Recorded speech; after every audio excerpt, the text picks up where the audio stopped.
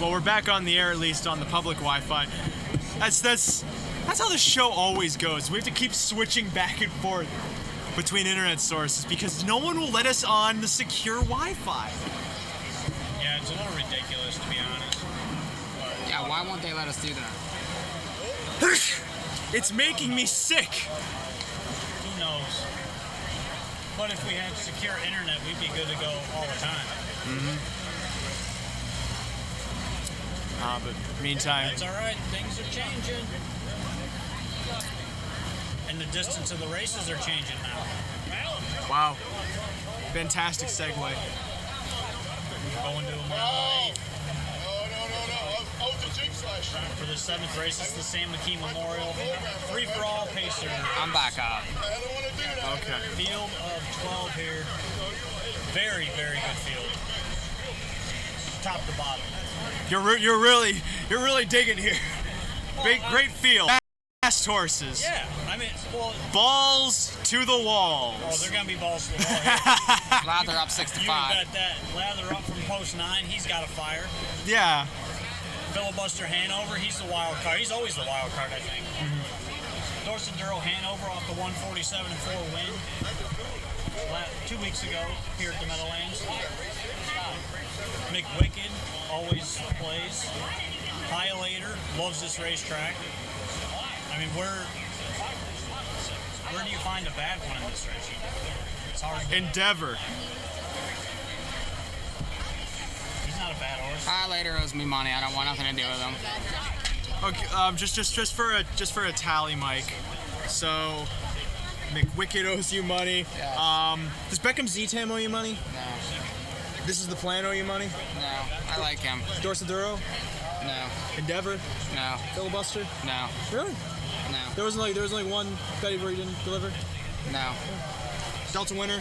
No. Really? I feel like of all horses, he would have been. I feel like Lather Up owes you money. Yeah, he does. Okay. Western Joe? No, you don't really bet Western Joe. No. Dunwell definitely owes you money. No. Oh. And then Highlighter owes you money. Yes. Okay. So now that I know that, I'm going to the backside. Rod, where'd you put the baseball bat? Didn't bring it. It's okay. By the way, I have my shoe. So I'm gonna go get your money back. Thank you. You guys take a hold Are of. we back on the... Where are we? We're back on the air. It's the Sam McKee Memorial. I'm gonna go bet Dorset Duro Hanover at this price. That's just dumb. Okay. well, I can't see race screen, so I'm going solely off of what Well, he has I'm graphics looking up at on the currently. screen. But this race, field of 12, mile and 8, $230,000 plus. Extremely good field, and this is another race that I think several horses have a chance to win if things work out the right way for them. Mick Wicked finally got back to his old self last week up at Saratoga. 2-1 right now. Yeah, we kind of knew that the price would be short there. Show you some odds, current odds. Mick Wicked at 2-1. Current favorite at 7-5 is the 9 Lather Up. No, I lost my pen. I think he's going to be the favorite just because of how sharp he's been. The qualifier was very good here last week, and he looked like he was well in hand. Pick 5's are paying decent. How about a horse that might be a little bit... I thought he would be a little bit of a price. At Highlighter, he's 10-1. I thought he would be a little bit more closer to like 15, 20. I don't know. I thought he'd be better 2 weeks ago, and he was just flat. And then, last week against lesser types, he crushed. But second tier here, he's going to end up probably first or second up. Sure, he'd rather be second up, probably following McWicked. I don't know. I mean, can he win? Maybe. What about a horse like This Is the Plan? He's right there every single week. Never really seems to take a ton of money. And he hits the board all the time. Yeah, His last 6. I feel like he gets the best trip in the race. He's probably going to end up in the pocket in here, behind Lather Up. And, depending on how many people, take shots at Lather Up early, then that could set it up for like a pocket type, winning move before this is the plan. This is one of my better bets today. I think this horse has a really big chance to win. A couple shout outs here. James Witherite watching the stream. Where is he? Wasn't he supposed to be here today? He did not come out. No. But he's watching the show and he says, great transition just now. Sneeze into the field matrix. See, he pays attention to such things. Right. Oh, that's a good one. Oh, jeez. DeMarcus says this is the plan for the win. Yes, I agree. I do like that pick. You know, it's funny because he's made $500,000 this year very quietly with one win. Well, yeah, but that one win was a big win. I mean, that was a $500,000 race. So, and then, you know, you get seconds 5 times in a row at a couple $100,000 races, and all of a sudden you're padding up, you know, the old coffers. He's a legitimate horse, though. I mean, he's got a lot of speed. You know, he puts himself in good spots, and that equals big checks every time. I think the key to this race is going to be how fast they go that first half. Because if they go like 53 and change, it's going to be very hard to catch a horse like Lather Up, who's likely going to be on the front if they're going that type of pace. If they're going faster, he might pocket up behind somebody like Filibuster Hanover. I mean, it's possible. Possible. Filibuster Hanover, he's very versatile. I give him that. He can come from off the pace. He can race on the lead. The thing about him is, when he gets sharp, he stays sharp. And that last win against Cheaper in the non-winners of 15,000 was very good. 148-4, last quarter 26-1 on the front end, and he drew away from him. But I will say that he's not nearly as good as he was last year whenever he was getting the front and just flying away from fields. It took a drop to numbers of 15,000 for him to get a win. Now, his confidence will be up, and that could, I would say, increase his chances of leaving again here and trying similar tactics, because that's pretty much his only chance. I mean, he's a front-end type. He always has been. You really never see him coming off of it. And in this race, that's a difficult road to hoe because, you know, there's so many speed horses in here that want to be on the front, and I just don't think he's quick enough. Now, a horse like McWicked, we know comes from off the pace, but when he draws inside, he usually ends up first over. Is that what you see happening here? I do. I do think he ends up first over. You know, maybe Sears waits and tries to end up second over. You know, flat 2 weeks ago when I really, really needed him to win. You know, he was sort of iffy in that Franklin final where he was coming late, but he kind of raced in spots. They put it all together at Saratoga. I mean, you know, the horse last year was unbelievable, won $1.5 million, but, you know, and this year, you know, you hate to say the horse had 6 starts. He's 2 wins, 1 second, 2/3. I mean, he hasn't exactly been terrible. He just hasn't been that dominant force that he was last year. Right, and he's 8 years old, so it's understandable. I mean, he's getting up there in age. And there was contemplation between racing him this year and retiring him to stand stud, and the owner had James decided that he wanted to race him. So, you know, good on their part. He's already made $300,000 in 6 starts. So he likes it here. Can he win? Absolutely. I mean, you know, is you know, back to last year? I'm not sure. I mean, obviously he's heading in the right direction. But first up might be a tough thing for him, not at his dominant self, especially against horses like Lather Up, who is out of his mind right now. So. Yeah, I agree. Lather Up is going to be tough. It doesn't really matter where he draws because you know what he's doing. Right. You know, he's leaving all the time. The thing about this race, though, at a mile and an eighth, with 12 horses, the 11 and the 12 are trailers. They start behind the 1 and the 2. But they start on the straightaway.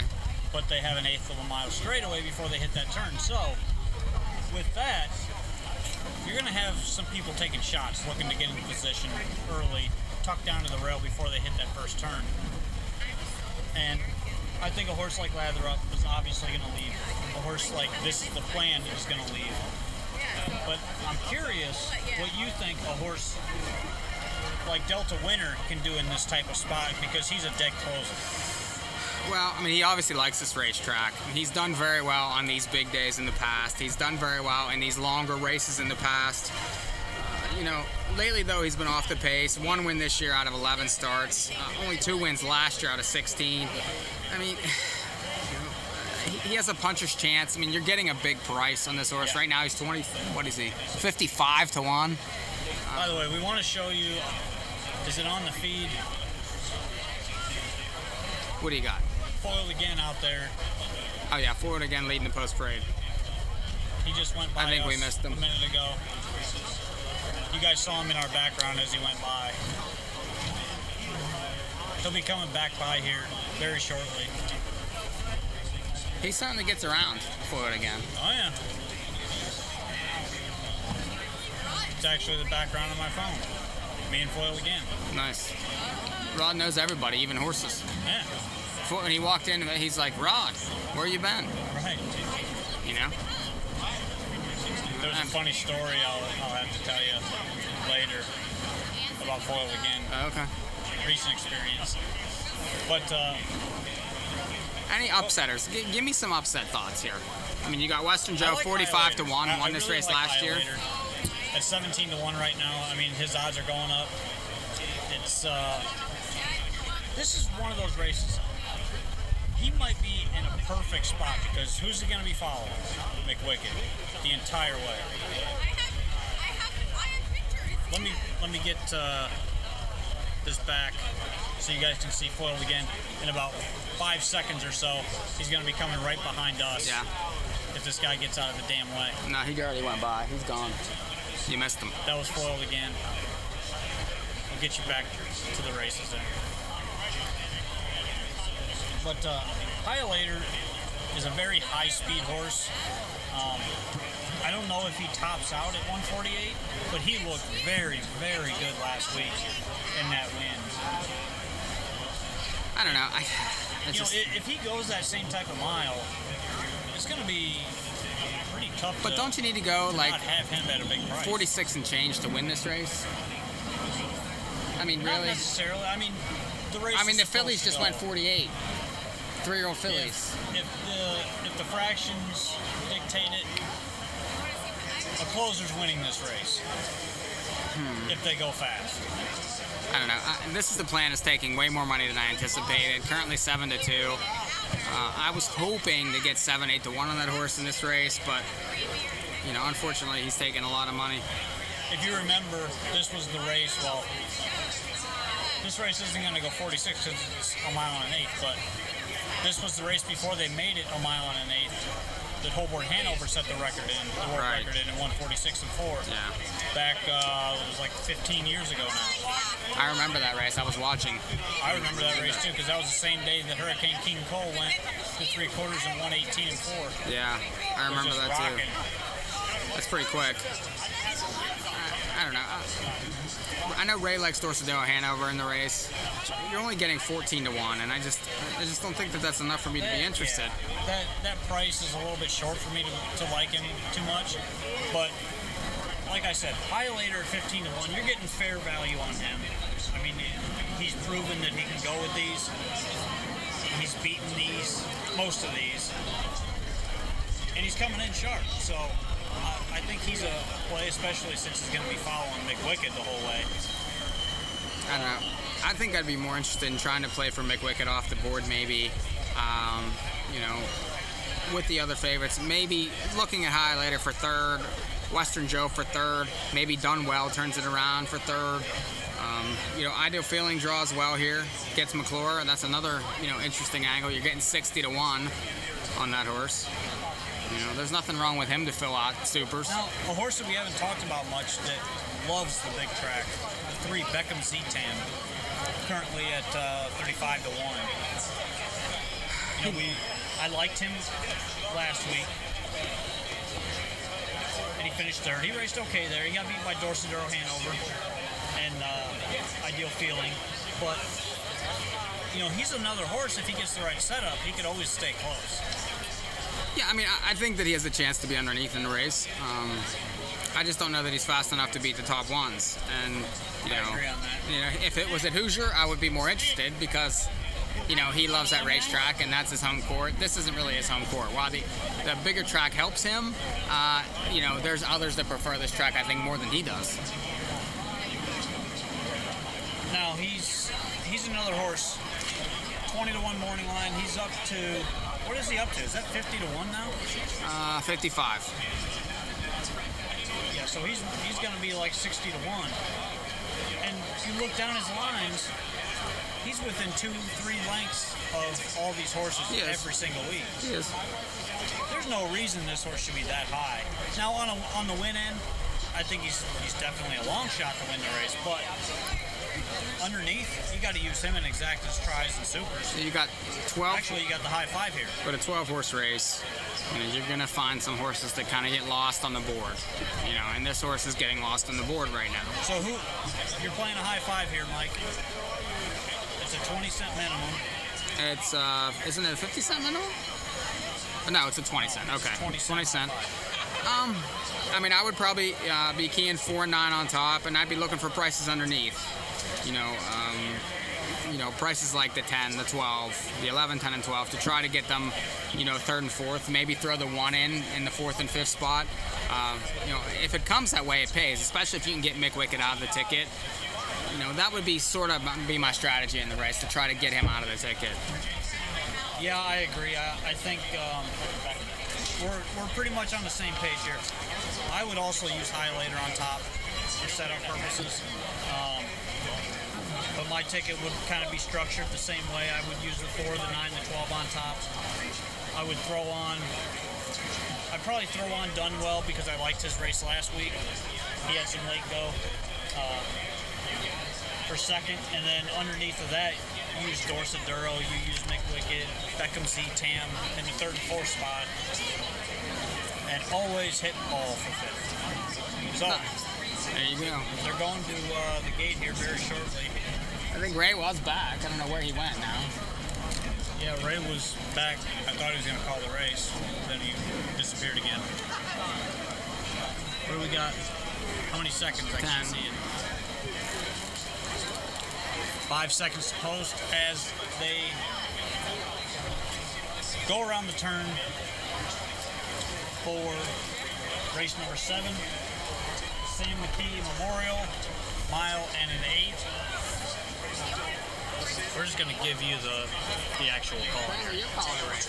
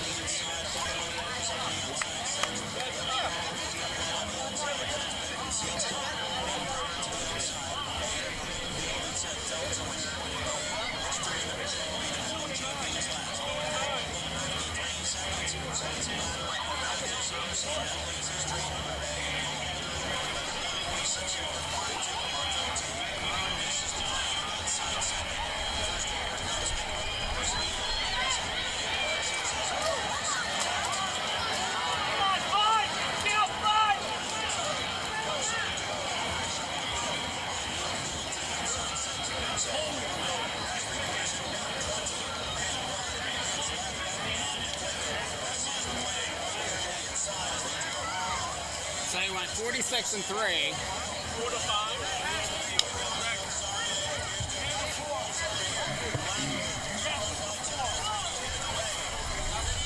Another boat race.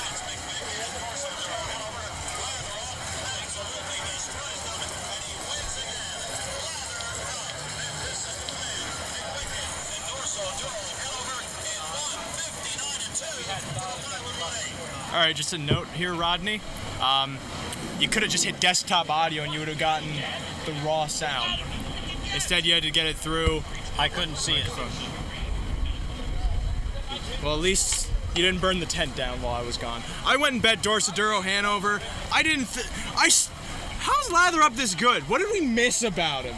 Didn't miss anything. His talent was always this good. It was just that he was quirky. Now he's not quirky anymore. He's just good. And now the Wi-Fi just does not want to cooperate again.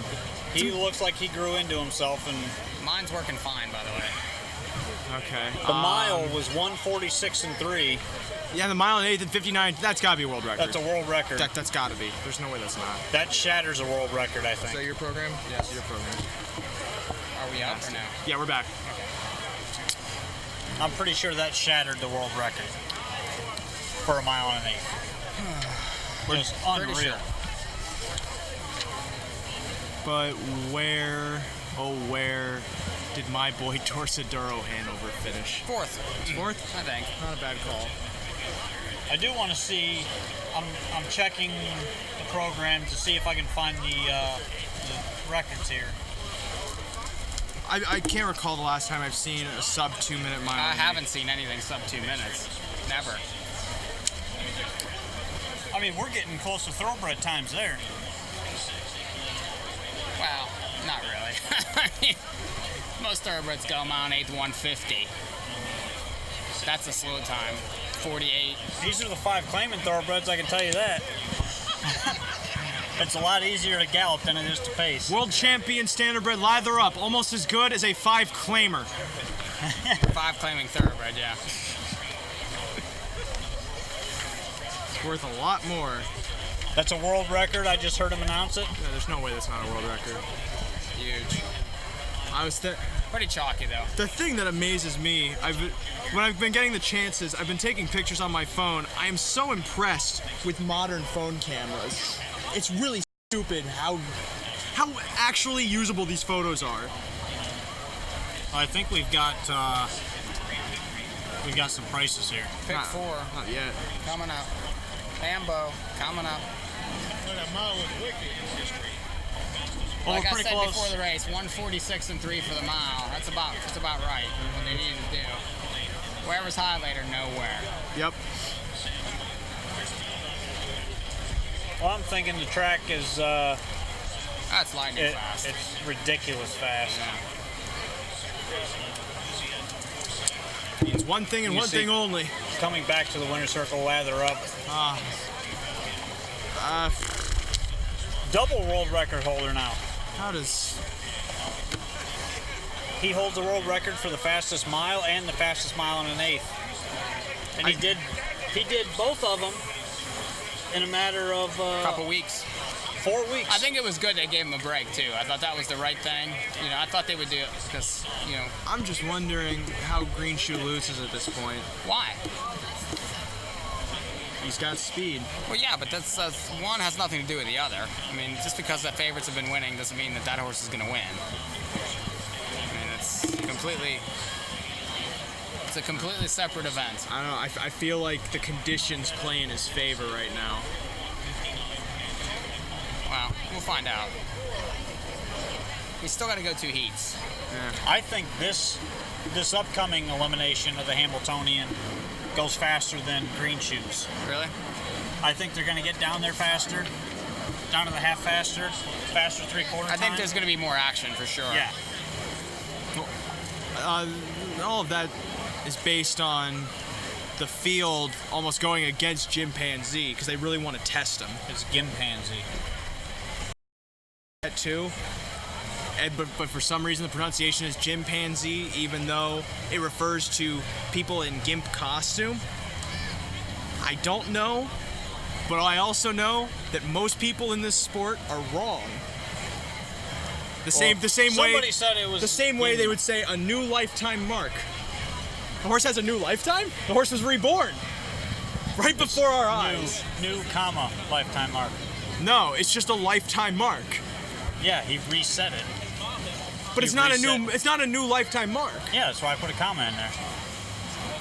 We always seem to like fall into these little conundrums. What else are we supposed to do when there's 10 more races to go on this card? Talk about the races. You're acting like that's what we're here for. I'm here for one thing, one thing only: the sandwiches. I do want to say the early pick 4 starts in race number 8. Yes. And I think this 7th race is now official. Well, Finally. we'll wait for prices, get winner's circle reaction, and then roll commercials. Come back. And we'll go to a break. Yes. Yes. And we'll Good come idea. back, talk about pick 4s for the Hambletonian eliminations and the Hambletonian eliminations themselves. I imagine they draw for the final immediately After they're done, yes. Yeah, right after. Hopefully somebody brings us a program. But there's going to be... This is where the card kind of starts dragging out big time. Yeah, because they got to do the TV. Yeah. They have an hour and 15 minutes to do. And just so everybody's aware, those of you that do not have CBS Sports Network at home, we got you covered. We have access to that feed. So we will have that on our set here. So you can stay tuned in the whole day. We might be getting winner's circle reaction here momentarily from Montreal T. Yeah, the race isn't official yet, I don't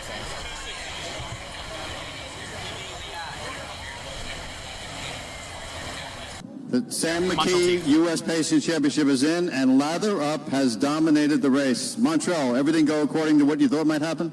Yeah, I was just hoping to be the last one to the front and try to rate the speed as best as I can. And I see Wicket come to my side, and I was a little nervous, but right when he straightens up off that last turn, it's just like he's starting to leading out of the gate again. He's unbelievable. It's incredible. You qualified him back. He qualified in good order to get ready for this. Yeah, I mean, he could have not done anything easier. 49-4, never popped the earplugs, never hit him maybe twice, maybe tapped him just to keep him going around the last turn, just to make sure he knew what he was doing. You know, that's you've already had a horse of the year, Wiggle and Jiggle It, and you have a horse of the year coming after you here, McWicked. Are you surprised it was as easy as it was? You can never be that surprised just because anything can happen in a race. It doesn't usually doesn't go as planned as easy as it did, but I'm glad that he's turned the page and he's going against older horses and definitely making his point. Could you tell the people here who love Wiggle and Jiggle It with an update? What's going on with him? He's still jogging back. I think Dad's training him now, but he's more of the guy to ask than me. Okay, congratulations, Montreal Teague. All the connections. Lather Up has just dominated in a record for 1 mile and 1/8. Number 9, Lather Up, pays 3.8. They just turned Ken Workington's volume up over here, so I have to yell louder. Well, we got prices. 380, 320, 260 on Lather Up, 320, 260 on This Is the Plan, 240 on McWicked. Look at those, look at that, pick 5, 328.30, bingo, jackpot, high five, $116, $2 exacta, $14.80, triple $36.80, the $1 pick 3. Oh, there's a pick 3 there? Yeah. Oh, $22.30. 10 cent super, $11.97. Only 8 minutes, by the way. Well, coming up next then, the first elimination for the Hambletonian. In 8 minutes, which means, what, 20? Yeah. 20 minutes until the first elimination for the Hambletonian. We'll be back with insight and such after this brief message from our sponsors. And they're off and pacing at the Dan Patch Stakes. They come to 3/4 and 122 and 4. Lazarus came forth to win the 25th running of the Dan Patch Stakes. Celebrating Indiana's richest harness race, the 26th edition of the $300,000 Dan Patch Stakes on Friday, August 9th at Harrah's Hoosier Park Racing and Casino. Watch it live on Wish TV at 9 p.m. Oh,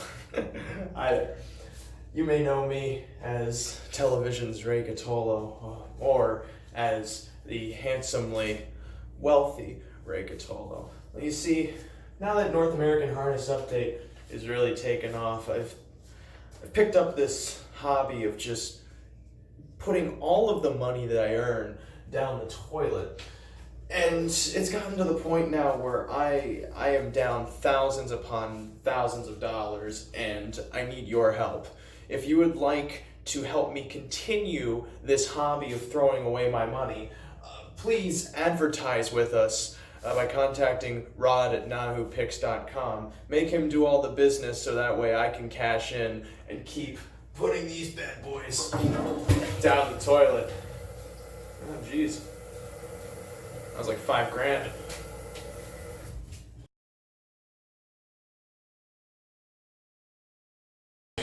Since I'm the only one here, we got more time until this first elimination. Earlier today, Mike, you can eat your chips. Don't worry, you can eat your chips because we saved one of the best interviews for later in the show. I caught up with the Hambletonian himself for an interview. That's it. Let's roll it. All right, so Hambletonian Day is known to bring all of the top competitors in the sport together for one sort of festival of festivities, but I didn't think that we would be so graced with the most important person on the card who's just kind of trying to walk away from me. Hey, where's this guy think he's going? Nobody. It's just the Hambletonian. Do you care if I get an interview with him? Okay. So what's his name? His name's Scrappers? No. Can I call him Scrappers? If you want, her name's Angel, but sure, you can call her whatever you want. Angel Scrappers. Okay, so how many Hambletonians have you won by chance? Really? Because I have a couple under my belt, but you know that I don't have as many as you. Now I hear you really clanging your teeth. You know, my dentist really butchered mine up too. I tried to get some fillings recently, and then he just like really carved. I think he might have broken one of the roots. And I just looking at your mouth, it seems like maybe you want to get a root canal done or something. You don't have good insurance? You guys don't give him good insurance? Like I know we repealed Obamacare, but like come on. You know, I'm trying the best I can here. You- I'm still in school, you know. It's like really hard. Well, it's the co-pays. That's where they get you. Yeah, really.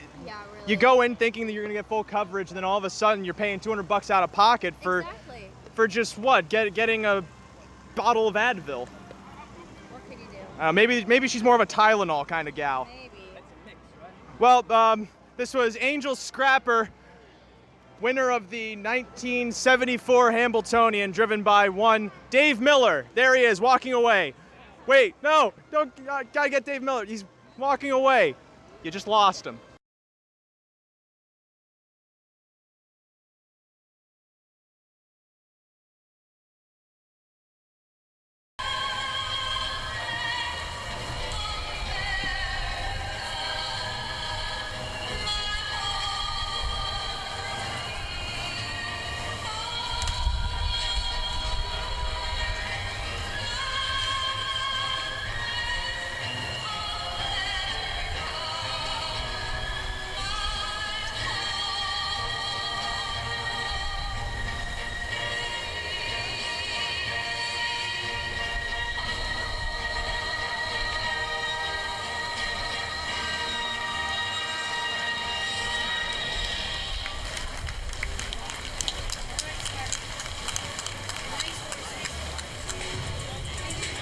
Most already know the Lexington Selected Yearling Sale offers sellers the highest ever and prices that light up the night sky.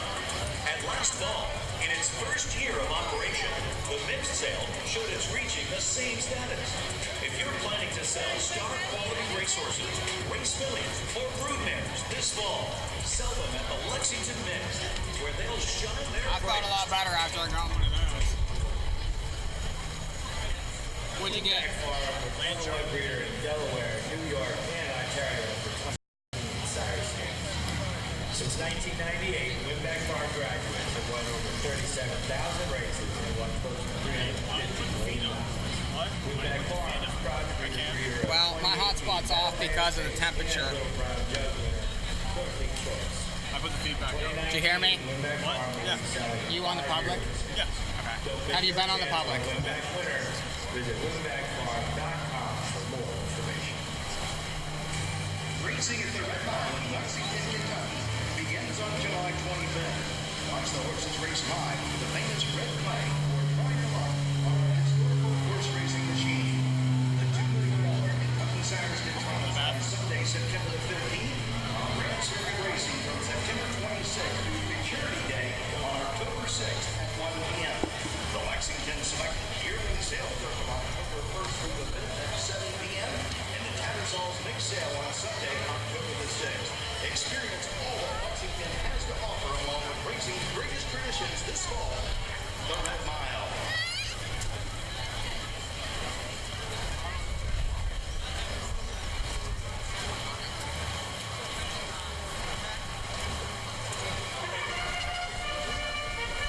You think maybe we might want to come back on the air? Think we might want to come back on or no? Yeah, we're going to come back on here. There's no way they're running this race this quick. They're coming out in the track. 2.5 hours between. For the first Hambletonian elimination heat sponsored by Hanover 2.5 hours between. the greatest name in harness racing. We're not doing that. One is Cantab Fashion with Scott Ciron for Jim Campbell. Well, they're on the track, Rod. Fashion Farm. Grand Circuit winning 2-year-old by Cantab Hall with a mark of 151 and 4.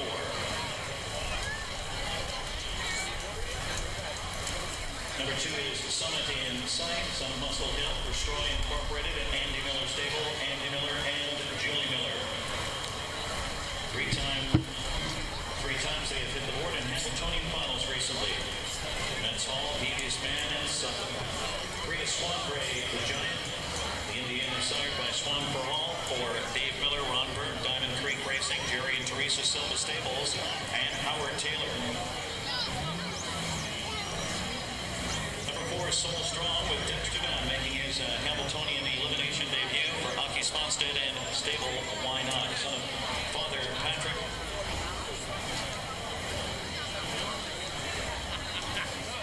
Number 5, Mr. Victor. Star in the New York Sire Stakes circuit, Tyler Buter, Jennifer Leppi, Robert Sadegata, Jennifer Leppi, Diamond Pride, and Jolie. Osterich, Yannick Gingron, number 6, pair at Globe Trains for Christina Tacker and Goran. Winner of the Dexter Cup. Chimpanzee, the undefeated Chimpanzee, 12 for 12. Number 7, Brian Sears, Marcus Melander, Corinth Incorporated, and SRF Stable. And number 8, Green Manalishi, Tim Tiedrick wearing the red Corinth Incorporated colors for Marcus Melander. Green Manalishi. A winner of the Dexter Cup. Chimpanzee, the undefeated Chimpanzee, 12 for 12. Number 7, Brian Sears, Marcus Melander, Corinth Incorporated, and SRF Stable. And number 8, Green Manalishi, Tim Tiedrick wearing the red Corinth Incorporated colors for Marcus Melander. Green Manalishi. And Tim Tiedrick, a winner in the Tompkins gears, last out in 152 and 4. First 5 advance to the final. And the elimination feed winners. Did you say that the Dan Patch is 1 week away and will be live at Hoosier Park for the $300,000 race? I knew that's exactly what you were trying to say and not talk about this Hambletonian elimination that just went to parade. But I do want to remind people that we will be live from the Dan Patch next week, Friday, August 12th. You won't be there? Well, already a casualty as Mike Prebosi will not be on the roads. Maybe for the best. You get a little hasty on the Maybe I'll be on video. Maybe. Just possibly. But we saw the horses parade here for the first elimination of the Hambletonian. Rod, I don't know how much you were focusing. You were too busy trying to hop in and get things rolling again. I see here Chimpanzee 3 to 5, 4 to 1. Second choice, the 3 Swandre, the Giant. Soul Strong at 9 to 2. Green Manalishi dead on the board at 9 to 1. At that price, you have to play Green Manalishi, I think. Yeah. He's 8 to 1 now. What does Green Manalishi ask So, for me, I don't know. This is really tough because you have speed with Gimpanzee, you've got some speed with Swandre the Giant, and you've got horses like Summit and Sight who have flashed early speed in the past, last week in particular. My Victor, who's a speed demon, I mean, he can't be... Mr. Victor. Did you call him My Victor? My Victor, my Victor. Mr. Victor. He's a horse, you can't put him in a hole. So, you know where he's going. This looks like maybe a setup for Green Meadowlands. Especially if he does try to come from a bit more off of it, but at the same time, too, as a 2-year-old, from what I remember, he was a horse that would grind his way to the top, and he liked to be up close typically. I'm also interested here at 16-1 to the inside, Can't Tab Fashion, at least for the exotics. Whether the horse is a win contender or not is asking a lot, especially since this is only his 3rd start of the year. But he comes in off 2 decent races. I don't know what you're pointing at, but he comes in off 2 decent races. Finished 3rd on debut behind Green Meadowlands in the Tompkins gears. We're live on the air. And then went to the front, got shuffled out of it, rolled wide late to get 4th in the Reynolds. Decent mile behind Don't Let Him. If anything, if any kind of upset could really occur, I'd imagine it would be from Can't Have Fashion. I used this horse on Pick 4 tickets. Right connections, I think. The horse has had tough trips, and 3rd start off the bench, big chance for me. Which we all do have Pick 4 tickets together. I do use Can't Tab Fashion in the sequence along with Soul Strong and Gimpanzee, singling Green Shoe, and then in the Cashman going with Marion Marauder and 6-pack. I think it's one of the two, although Hollywood Hayden touted me on a live long shot in $50 bill to potentially rebound off of poor miles. And then, of course, in the Hambletonian Oaks, I take Millie's Possession, I take Evident Beauty, and I really think Queen of Tricks can upset if it gets really dumb. Because it has the potential to become a really speed-filled race, and that horse is just going to be flying from off of it. So my ticket, I think, is only like $6, $10, $12. I forget how much it costs. It's 3 by 1 by 2, so it's $150, 3. That should be $9 actually. That's not $6. So my ticket, 3 deep here is the 3, Swandre the Giant, 7, Gimpanzee, and Green Meadowlands, the 8.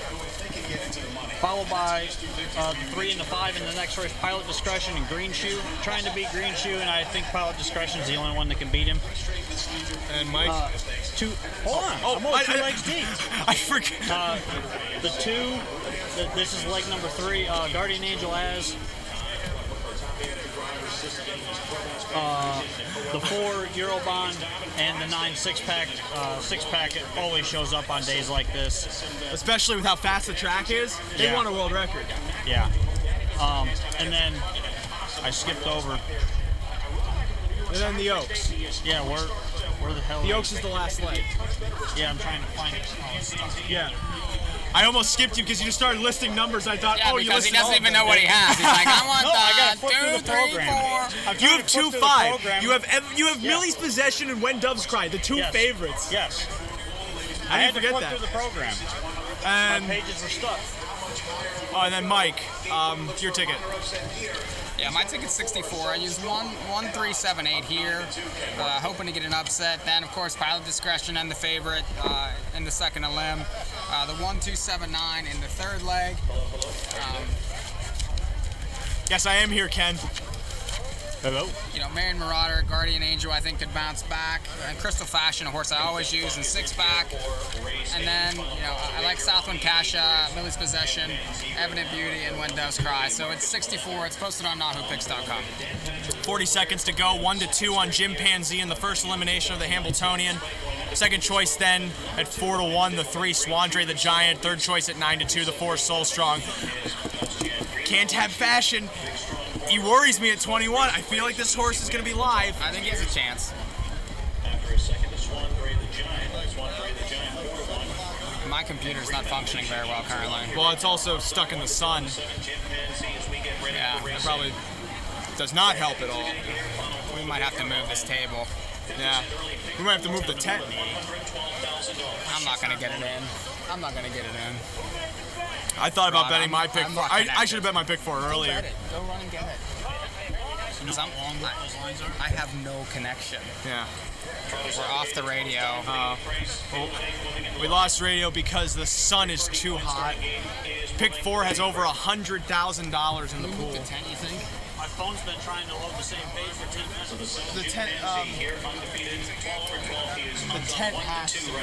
has to move back. One on the free Swan Ray, the Giants. Now 9-2 along with the 4 Souls. I have a signal. It says we're live. 8-1 action on the 8th green, Manalishi. It's the first Hambletonian elimination. This is a great time for it to Hambletonian Shoe Farms, the greatest name in harness racing for $70,000. Our typical The first 5 advance to the final. It's not our fault. Starts at pick 4. Here they come. It's post time for the first elimination of the Hambletonian. They're off and trying, and it's Ostrich on the outside. Green Manalishi leaves alertly with Swan Ray, the Giant from the inside, and Ken Chimpanzee still 1-2. 9-2 on Swandre the Giant and Soul Strong. Field of 8 for the first elimination of the Hambletonian. This field is in motion and approaching the start. Yeah! Yeah, they're off and trotting with Green Manalishi showing speed, as does Osterk to his inside. Swandre the Giant then looms towards the top with Can't Tab Fashion kicking towards the front. Around the first turn, Can't Tab Fashion now fronts the field by a length and a quarter. Osterk looks for a spot as Summon in Sight parks him from third to the quarter. Then away fourth comes Green Manalishi ahead of Swandre the Giant fifth. Soul Strong then gets away sixth ahead of Mr. Victor. Chimpanzee last currently through a 26-3 opening quarter.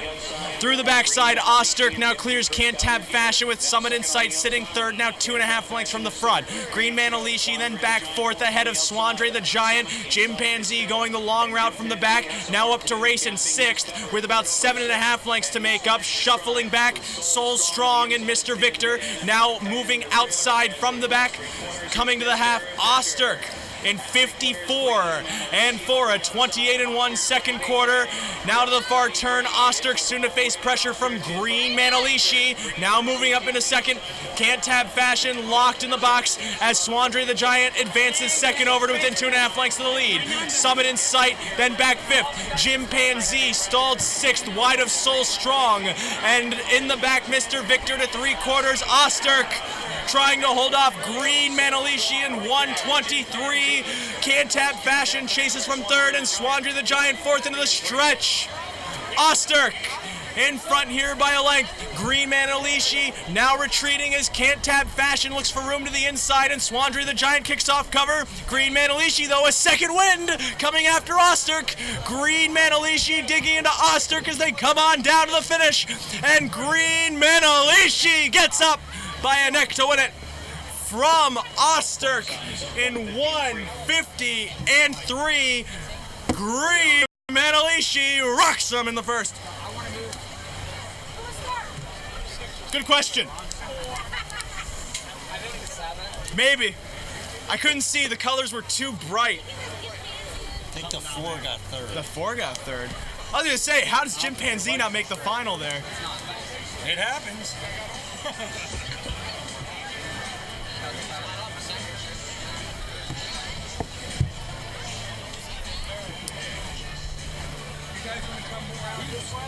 8-6-4. Just for the sun. No, you're good. I think the top 5, 8-6-4-1-7. Careful, careful. We're currently moving away from the sun. 8-6-4-7-1.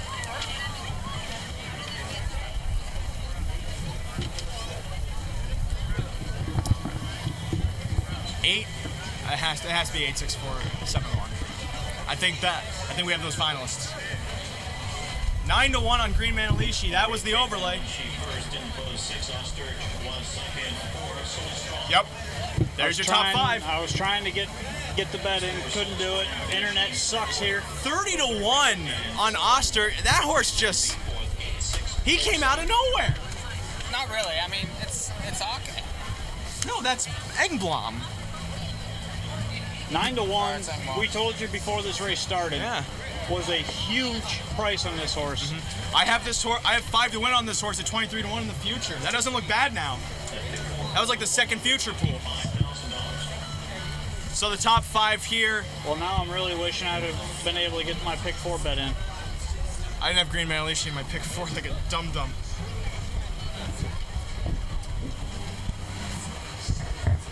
Cantab Fashion, Soul Strong, Osterk, Jim Pansy, and Green Manalishi all advance to the final, race 12.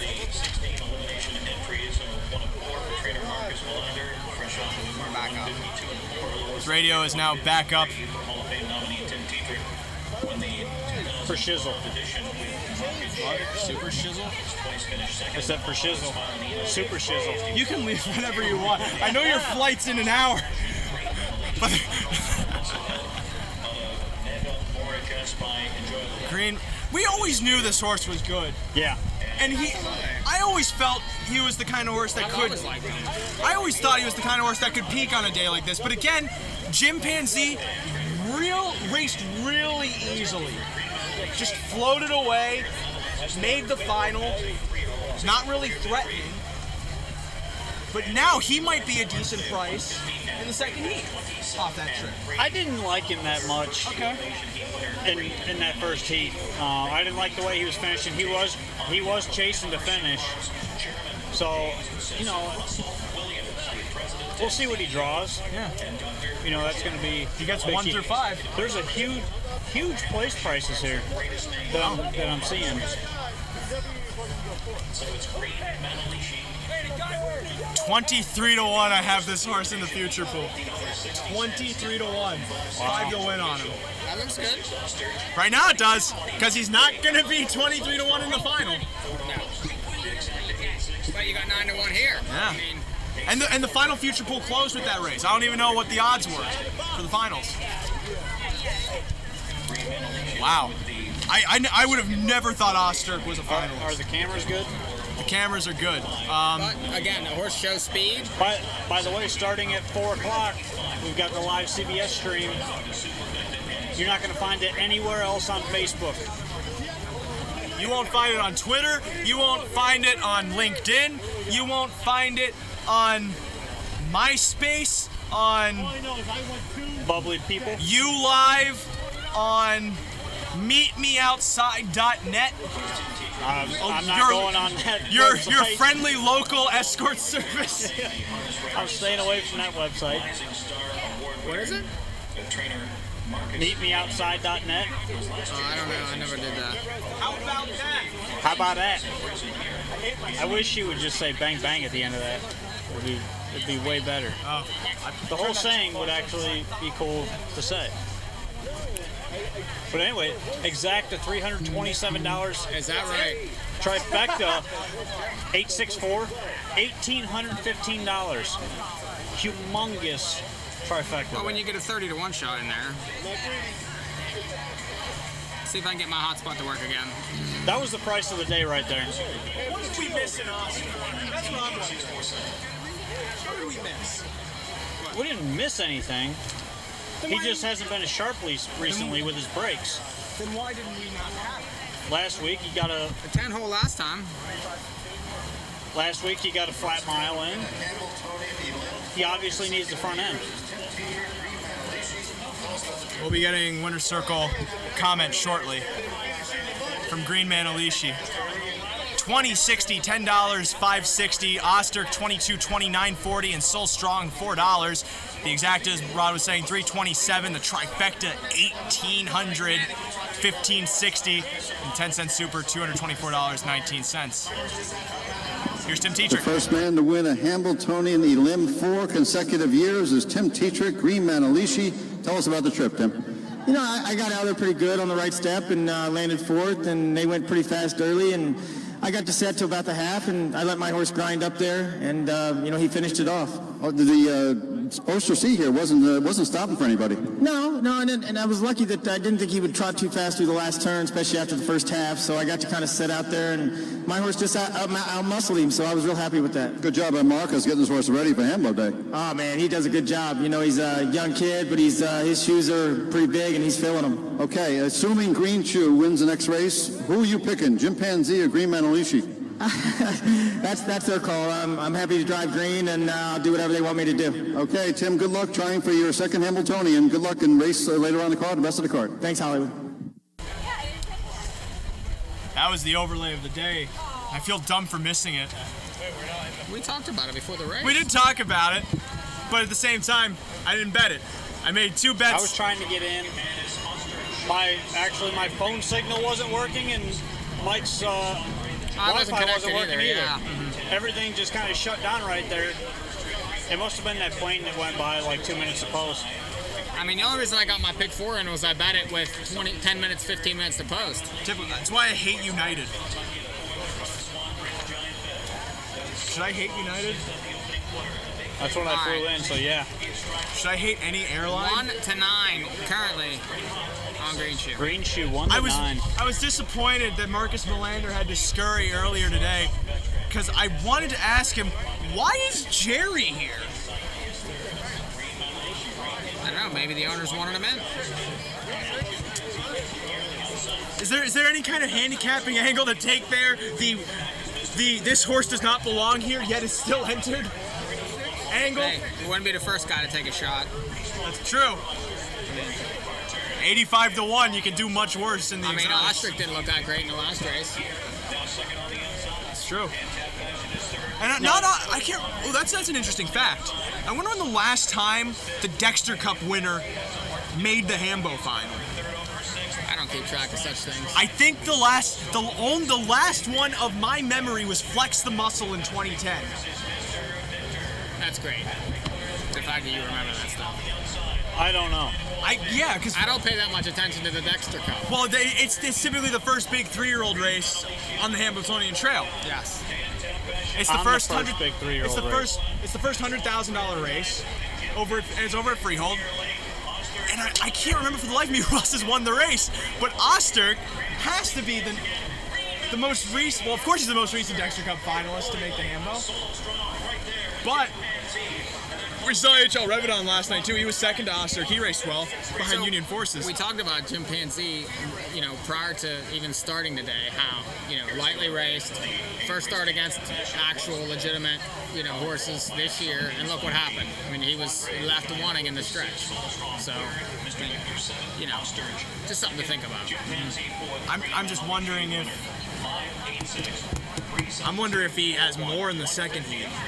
He didn't look like he had much in the first heat. What do you think he's going to find some more in a barn or something? What are you insinuating?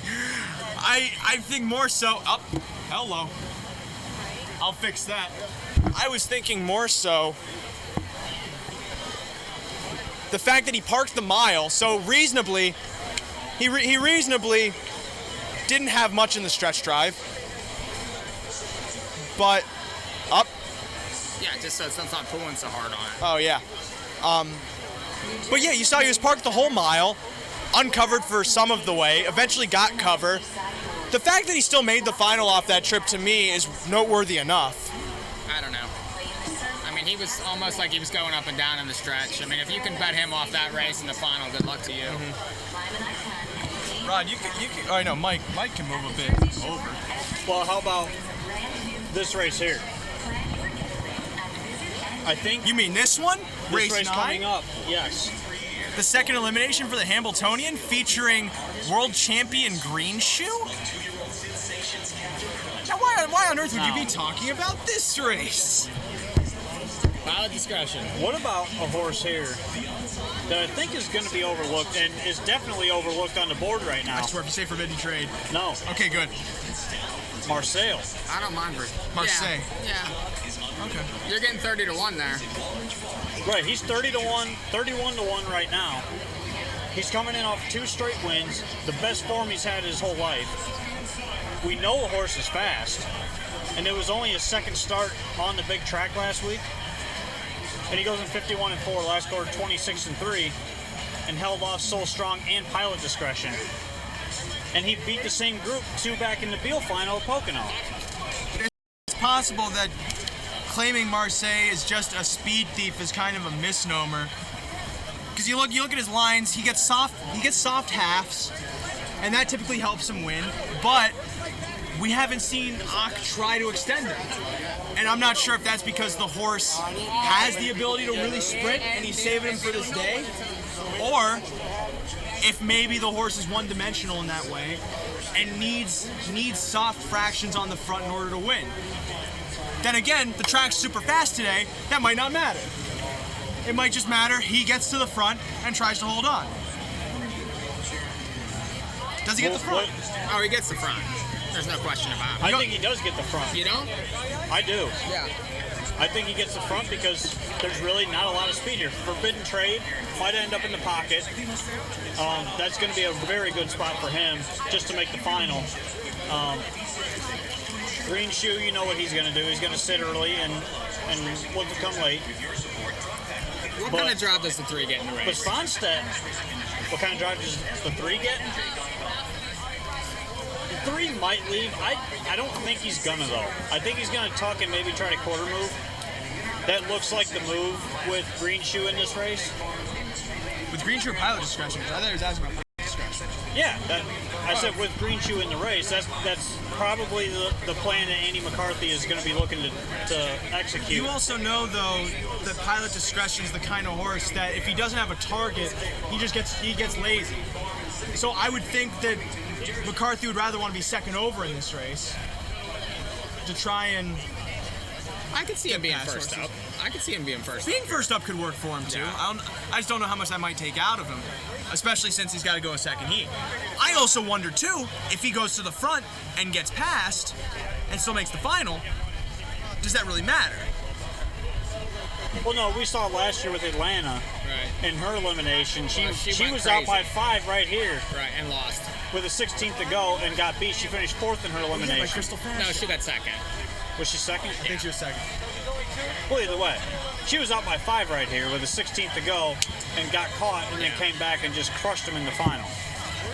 So you got to look and see what the drivers are doing really in these elimination races. Pay attention to the drivers, the trips, and look for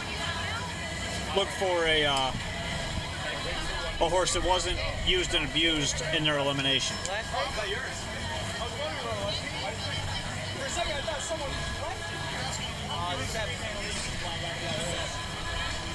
But there's another horse in here, the 7 Super Shizzle, Mike. Ray's trying to thieve people's stuff from the other tents. What were you doing there? I thought someone just left a green Manalishi flag. I was going to bring it over as a prop. Well, you could have probably used it as a prop as long as you took it back. Oh no, I felt bad. You should have said, "Can I borrow this a minute?" Well, but then I would come over and it's like I don't have an idea for this bit, so I would just had a flag. Anyway, that's embarrassing. Well, what about Super Shizzle underneath here at 65 to 1? I don't know. I'm not really a fan. I just don't think that he's up to these horses. The best mile he did race really well though in the good times. Still finished behind Pilot Discretion and Forbidden Trade, but it seems like the fact that he had post 12 last time did not help him, and he still managed to get into the race. Do I think he's as good as Marseille, Pilot Discretion, Green Shoe, Don't Let Him? No. But he's currently, what are his odds right now? But you also got to remember 65 to 1. That's not bad for exotics at all. You also got to remember these Tactor horses come here ready on Hambo Day. They're pairing Blanc. Tactor retired. That's why he was driving earlier. Right.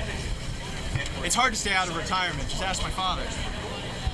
But now I have drums. Yeah, no.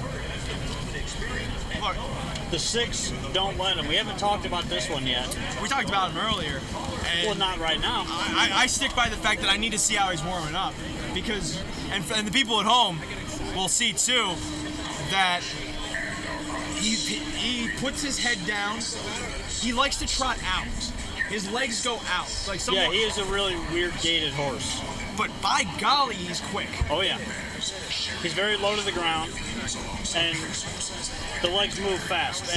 And you know, he set his lifetime mark last week, 150-2, and you know he's very sharp outside of the break, 2-back in the Stanley Dancer, but he's been sharp. 2 wins and 4 starts this year. This horse has quietly made $300,000 already. I think he's got a shot if he follows Green Shoe and just sits on his back all the way. I'm curious to see what Yannick does in this spot with him. He's going to follow up Green Shoe. We know that.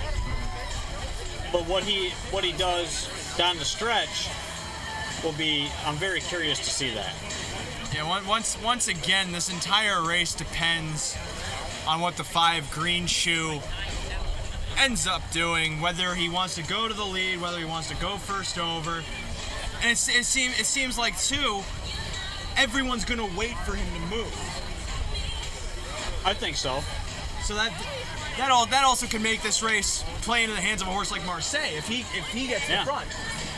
Oh, he's getting the front. And we just saw how dangerous that speed was. And you're currently, I mean, he's going down in price now. He's 21-1 currently. I think Marseille at that price is still extremely good value.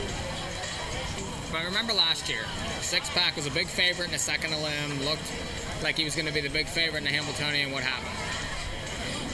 Now, he broke. Funny thing, in my pick 4 ticket, I was only 3-5 here. That's what I was. But the more that I go through the race and look at it, I'm thinking that Marseille gets the setup. But that's only if Sears wants to take his time. Sears might just go to the front. I don't think so. Really? I don't know. It's hard to tell. It really is. I mean, the strategy's going to mean a lot, obviously. Well, at least the wind's picking up. That's a good thing. Well, I've been getting windy the entire time. That's not good for a runner. Yeah, we're getting a little bit of a wind gust here now. Of a wind gust? Yeah. You ever go to the beach and get a water tide? It's a wind gust. No, it's just a gust. No, it's a wind gust. A gust. What other forms of gust are there, please? Dirt. A dirt gust? Yes. Sand gust? No, because... Vacuum dust? What causes the gust? How is the gusting occurring? I don't know. Is it not a jolt of wind? No, the gust. I'm going to cause the gust of wind to go that way if I blow it that way. Yes, blow it that way, Rob. Yeah. Do you have heat stroke or something? Do we need to get a doctor? I win. I was just spending this time trying to fix this side cam because for those that are looking, this just looks terrible. The exposure's way too high. I can't fix it for some reason because autofocus. No, it's not the autofocus. It's when I go to click configure video, it just won't do anything. And so we're gonna be stuck on this shot most of the time now. Apologies on that. However, some of our fans up in Canada. Yeah, where's Chad Rosema? I know he's around. Looking for Forbidden Trade to do well here. I think he has a good chance. He's a good horse. Yeah. He should get away well. McClure's here. Blaze hot. That barn is as hot as anything going right now. They're here to do well. I think that this horse definitely makes the final and then, could trip out. So I think the horse has to have some sort of hidden ability that none of us have seen. Which, I mean, right now, we look at the odds, he's 17-1. Well, he has 11 lifetime wins and 17 starts. Yeah, he's got something else there that we haven't seen yet, and it's pretty obvious because you look at his good times races; those were solid. I mean, 52 and change, 53 and 1, and he barely got beat to pilot discretion. Right, and he raced really well in that race. Also. But they're getting ready to parade here for the second elimination of the Hambletonian. That's right. we start here with the Outrider ponies. You can't forget the Outrider ponies. They are not competing for spots in the final.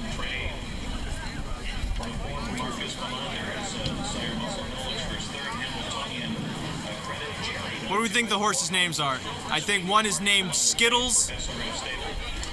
The other two are yet to be named. That's their name, yet to be named. Nice. Because the people that own it. Okay, here's Forbidden Trade, the one. Of course, it's a Luke Blade trainee, so the owner's determination. Actually, I think that's his ownership group, bred by Steve Stewart, Bob McClure driving. Next, the two, Jerry with Oriane Killstrom. In the bike for trainer Marcus Melander and owner SRF Stables, bred by a Swedish company, KG Birchmix. I'm going to butcher that name, so I might as well not say it. Pilot Discretion, the three. Tony Alania trains Andrew McCarthy in the bike. Another one bred by Steve Stewart, owned by Rob LeBlanc, David Anderson, and John Fodero. Next, then, Reign of Honor. Richard Nifty Norman, looking for his first Hambletonian, if I'm not mistaken. He's won the Oaks twice, but he's never won a Hambletonian. Marcus Melander's top horse, Green Shoe, then, has Brian Sears driving. That's the 5. He's 1-5 right now. Bred by Al Lipfeld and Marvin Katz. In case you were wondering why it's a good horse, those two breeders top in the sport, as is Brittany Farms, breeder of the 6, Don't Let 'Em. Yannick Gingras drives for trainer Nancy Johansson. Brittany Farms co-owns with Christina Takter, John Fielding, and Herb Liverman. And Super Shizzle the 7, bred by Coyote Wind Farms, owned by Al Lipfeld and Perry Soderberg. Per Engblom, the trainer, Scott Zeron drives. Here's Marseille then, rounding out the field for trainer driver Ox Fenstead, who co-owns with Order by Stable and Howard Taylor. Hey, Pedro's here. Jump in. Pedro. Come on.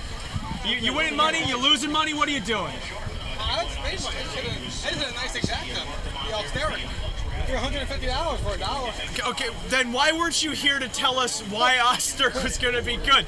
None of us had him. I saw him at Freehold. Like 3 months ago. And he was amazing. Oh, you were there for the Dexter Cup? I was there for the Dexter Cup. I was just talking about, too, I think the last Dexter Cup winner to make the Hambo final was Flex the Muscle in 2010, way before your time. Which is weird for me to say because I'm only 10 years old. Well, I'm only like probably a couple of years older than you. I'm not sure. Well, now, I look older probably than I'd ask more about you, but your wife's next there. So right off the bat, you're doing pretty well then, betting wise. Was that the first big thing you hit today? That was near misses, but yes, that was the first big one that I hit. So it's all downhill from here.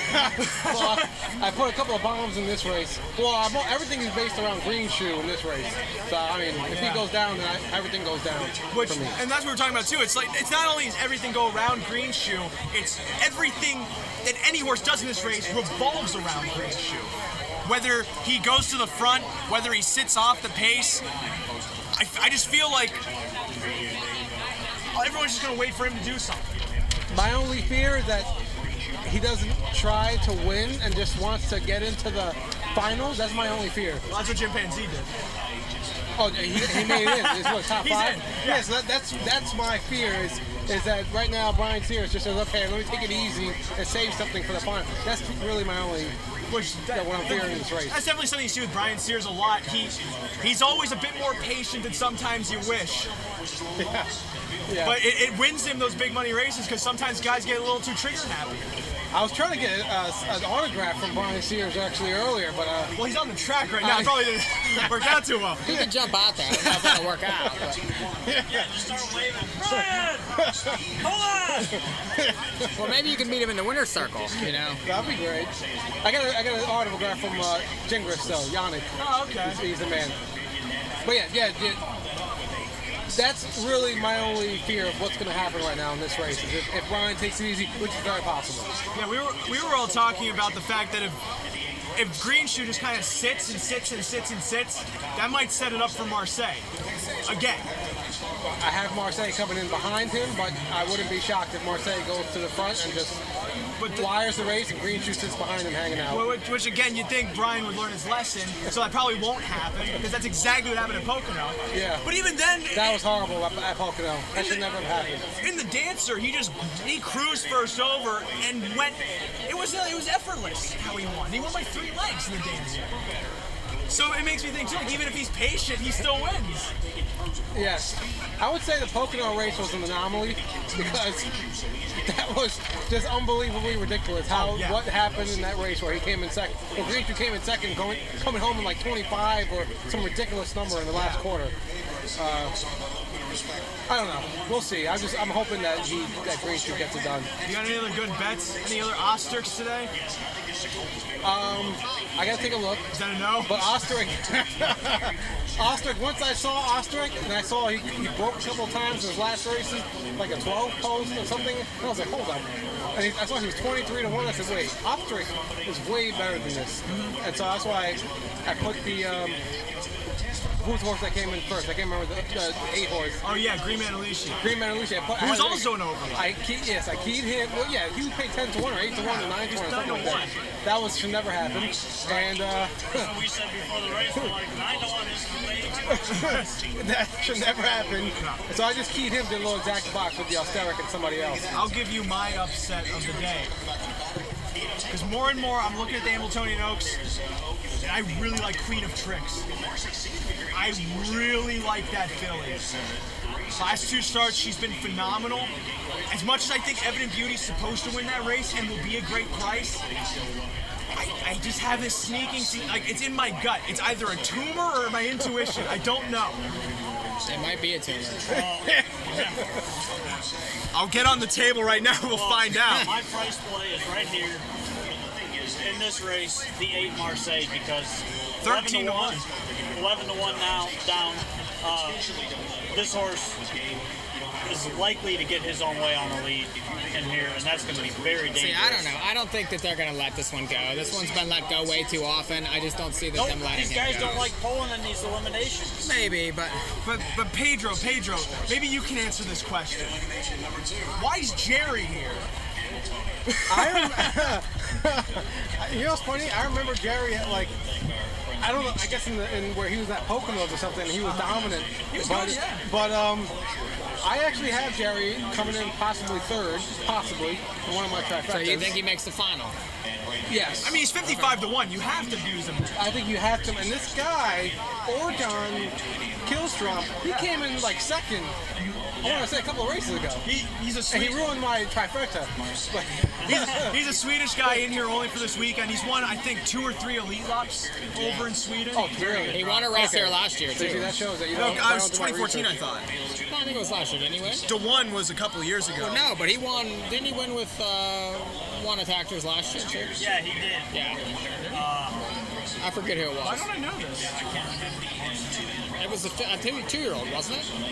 It was, yeah. Yeah, that's what I thought. We'll figure it out. He is a very good driver. The Encyclopedia of Ray will figure it out eventually. Oh, that is if I don't just collapse after this next race. As they go to the gate. It's 3:30. We're going to have like 40 minutes until the John Cashman. Well, we'll probably Pedro, take how many another races break. are left? This is a long Where are you going to be after race 12? What is the? Yeah, the feed's up. Right there. All right. All right, here we go. It's post time. Second elim.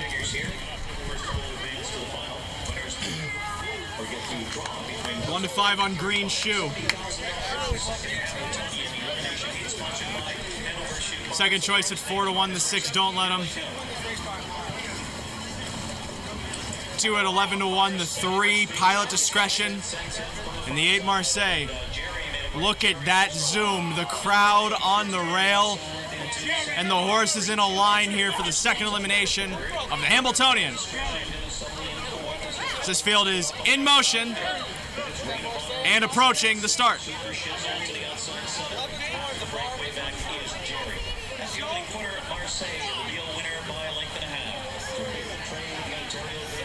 Often trotting as expected, Svenstead launches Marseille towards the top. Jerry on a break with Forbidden Trade from his inside, moving for a front spot to the first turn as Green Shoe floats away into third ahead of Pilot Discretion, fourth, moving to the opening quarter.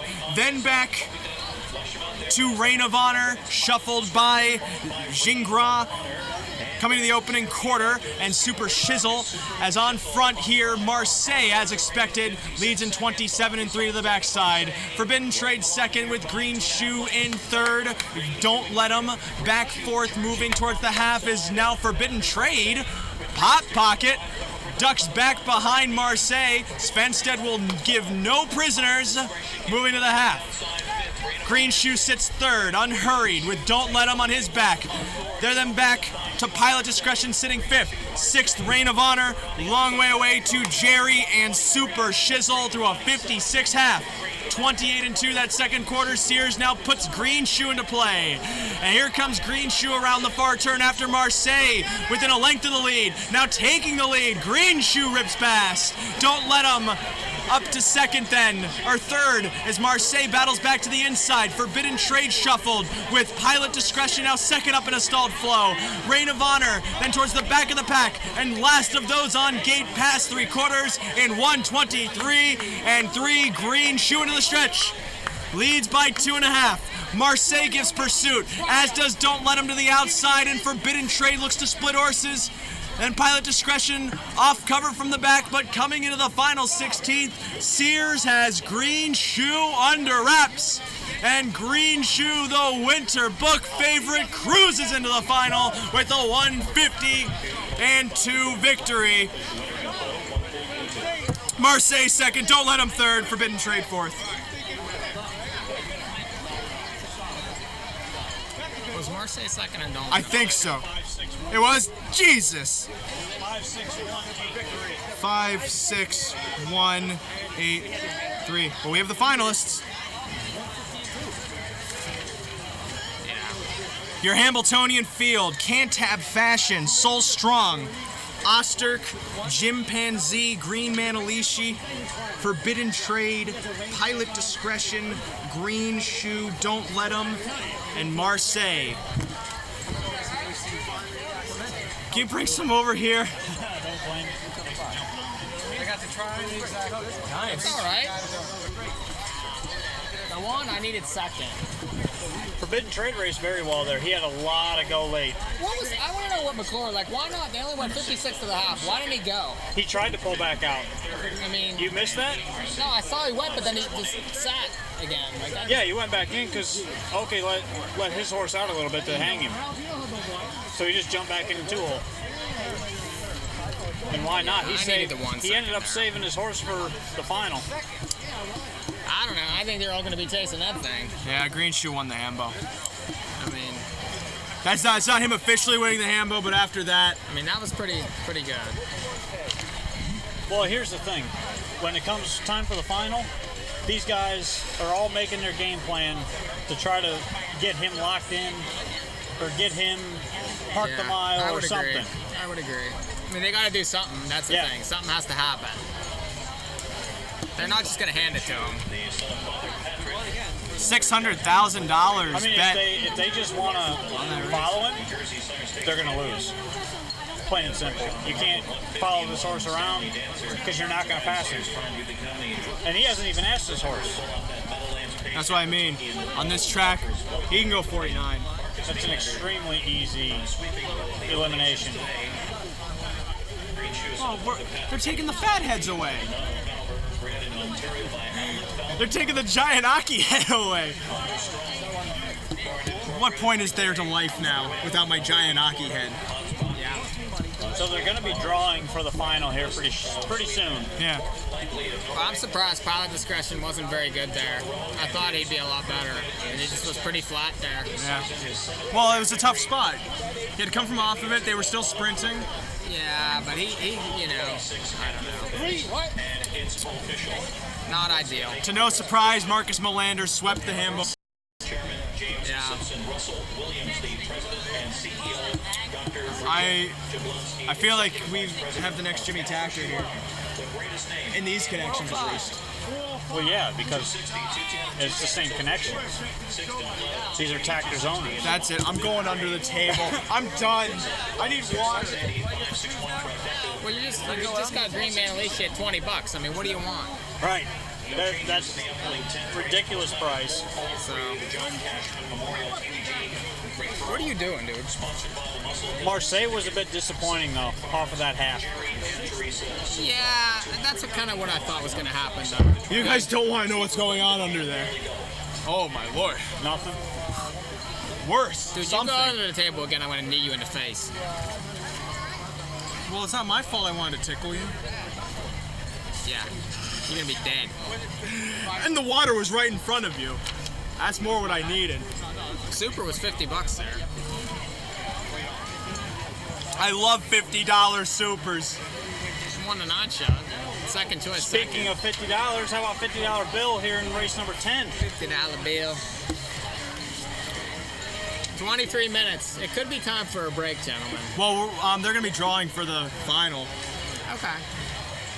So we'll bring that live. Yeah, because we can't put the feed on with the music playing because we'll get a copyright violation. We're gonna get one anyway.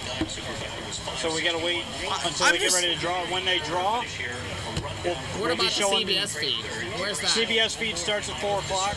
Okay. I'm just glad that they're playing more than Indiana Jones and the Raiders of the Lost Ark. They do always play that. I was coming down the stairs before the races and I heard that. I went, oh no, we're gonna have to do this again. I need another drink. 260, 210, two-town green shoe, don't let them, 280, 260, and then forbidden trade, 380. $2 exacta, 5.6, 680. $2 trifecta, 5.61, $30.60, and the 10-cent super, 5.618, $5.61. We're all gonna need to go into AC in a little bit. 4, 150, and 2, and that draw for the Hambletonian. You going to that? Yeah, well, I'm waiting for the interview to start. Correct. He's still reading prices. Oh. That would probably have been good. Okay, Rod's done. Bye-bye, Rod.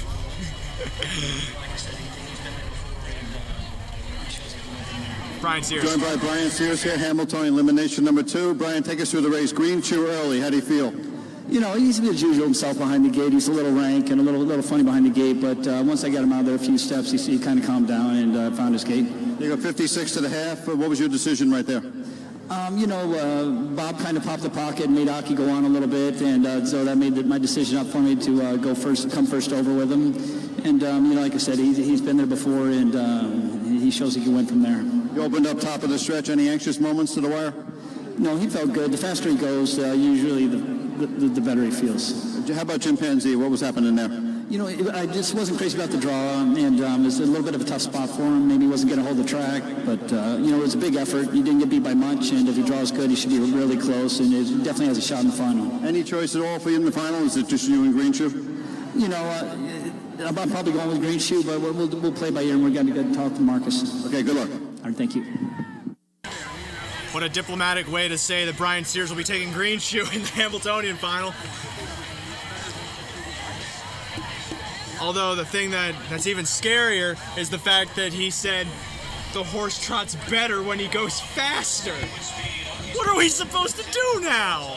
Well, you can see, he's another one that doesn't like to get doubled up because he's so fast. And we saw that when we were at Pocono for the Beal. He absolutely motored and looked like it wasn't, it was easy for him to do that down the stretch when he kind of shook loose there and he was like 4 wide. That looked like natural to him. But like I mentioned earlier, he's got his natural talent is insane. I've never seen a horse with that much natural talent that can just go like he can. I think he has a quick like turn of foot. That's something that I have. I mean, it's not necessarily that the horse has talent, but he has just that quick turn of foot that he can just boom and he's gone. And you don't really see that like in thoroughbreds and turf horses, things like that. You don't really see that with standardbreds. Usually it takes him a little while to make that. It's a momentum thing. Right. He's got that quick acceleration that overwhelms. You know, that's the thing. Yeah, his top speed is very, very high. Very high. And I don't think we've seen even Gear 4, let alone Gear 5 out of him. Wow. He looked ready now. I mean, he's going to be extremely difficult to beat. Yeah, he went, what, 150 and 2 right there? Yeah. What did Green Meadowlands go? 52? 150 and 3. Really? Yeah. Went that fast? Yeah. They went a quicker half, though. Yeah. Early. So. And Timmy Tetrick on Green Meadowlands was just kind of sitting there just tapping. He wasn't really pressing too hard either, so. This might actually be more competitive than we think. Could be. The legend. Oh, the legend. There's his arm. He's standing right in front of us, literally. He doesn't realize the camera's right there. Come around this side. Who's that? That's you. Oh, me. Here. There he is. What's going on here? Take a seat. Broadcast. I've been reading through. You okay? What are you doing? Come sit. Sit down. Oh. How is it up there? I saw you. I was shocked that there was actual food upstairs. That's a first. Oh, there's always food upstairs. I'm shocked there's no dessert. They usually bring in cookies and things afterwards, and we got nothing. Hey, we got cookies. You got cookies? We got Panera. Oh, hey, a Panera be fine. Hey, I was, Here we go. We're breaking bread, but it's cookies. Oh. Making cookie dough.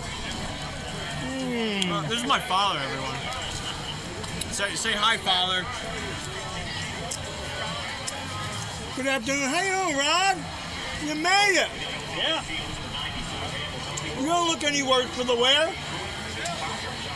Listen, me making it here is literally feat number 1. Because and every time I fly, is feat number 2. Yeah. Every time I You fly on your into way Newark, out now, or what? I'm on my way out after the Hambletonian. Okay, we got some time Catch another flight, which will probably be delayed as soon as I walk through TSA. That's usually what happens. Last year for the Hambo, I got to the airport, walked through TSA. As I'm going through the screen, I can hear my phone running through the belt go off. It was a text message saying my flight was delayed. Oh. And then it was canceled. I had to fly to Philadelphia. And then they were out of rental cars, so I had to take 3 trains to get here. Got here like 2:30 in the morning.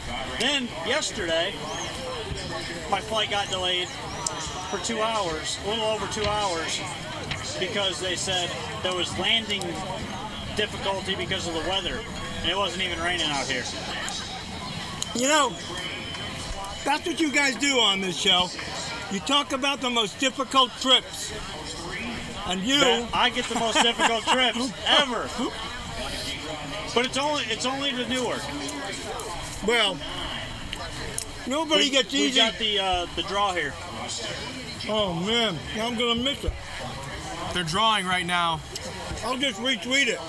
Twin Flyers fans, I'll just retweet it. Forbidden Trade will draw post 6.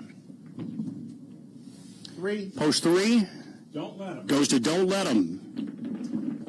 Got it, Gene Gra and Nancy Johansson team up there. Don't Let 'em post 3. 9. Post 9. Osterk. For Osterk. Gene Gra also listed there. Protector per Ingram. 8. 8. Post 8 goes to Cantab Fashion. 5th place finisher in the first elimination, Cantab Fashion, post 8. 7. Post 7 goes to Jim Panzi. He'll start from post 7 once again. And a 10. And the post 10 Soul Strong. going to go to Soul Strong. Soul Strong, driver Dexter Dunn from post 10. We'll recheck from the inside out once more. Pot of Discretion, post 1, followed by Green Shoe, Don't Let 'em, Green Manalishi, Marseille from post 5, Forbidden Trade, post 6, Chimpanzee, Cantab Fashion, Osterk, and Soul Strong to round out the field for the 94th Hambletonian. Is coming up in race 12. All right, well, that's the draw. Good draw for Pilot Discretion. Good draw, even better draw for Green Shoe. How does Green Shoe lose? You watched him. Manalishi. Yeah, you're the one. He's the one from the very beginning. I mentioned it. He was my $5 on him in the future pool's in your account, by the way. He was he was number one on the Twin Spires Hambletonian Trail top 10 for a while, and he kept pushing him down. Right. Who? Oh, here he goes. That's exactly what I love that one. I love this one.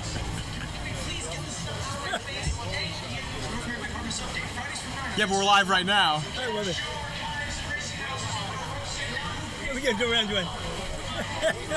Anyway,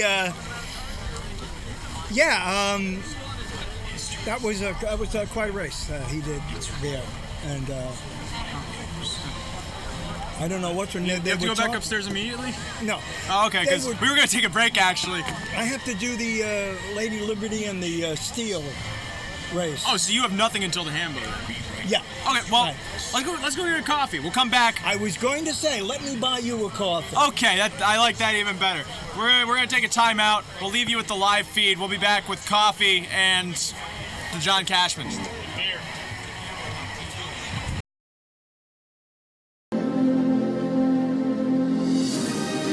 At Diamond Creek Farm, we're breeding champions and rewriting the history books. Diamond Creek Farm, a cut above.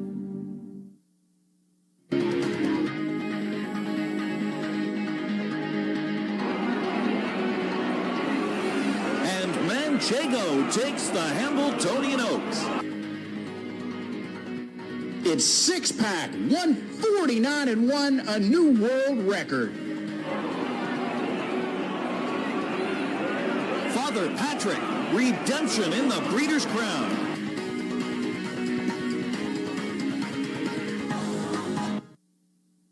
Gateway Farm is the pinnacle of standardbred training facilities, conveniently located in Manalapan, New Jersey, making for easy access to East Coast Racetrack. Gateway Farm consists of 200 acres with 650 stalls, therapeutic pool and spa, with 1 mile and half-mile training tracks and sand jog track.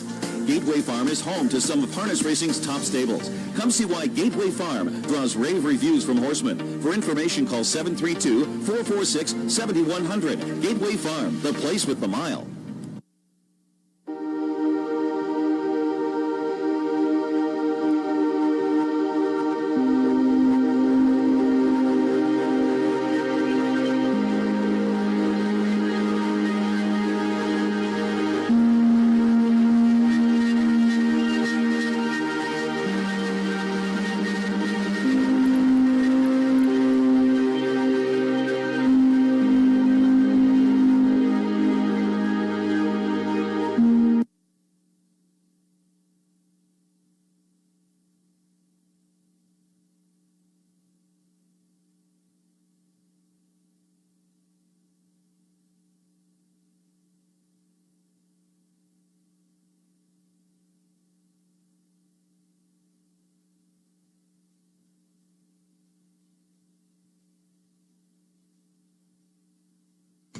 Once again, let's recap the Hambletonian final post positions. We'll go from the top here. Cantab Fashion, 8 Cantab Fashion, 7 Chimpanzee, number 7, 4 Green Manalishi. Mr. Victor is out, 9 Osterch, number 9 Osterch, 10 Soul Strong, post 10 Soul Strong, Summit in Sight, Swandre the Giant are both out. Don't Let 'em, number 3 Don't Let 'em, 6 Forbidden Trade.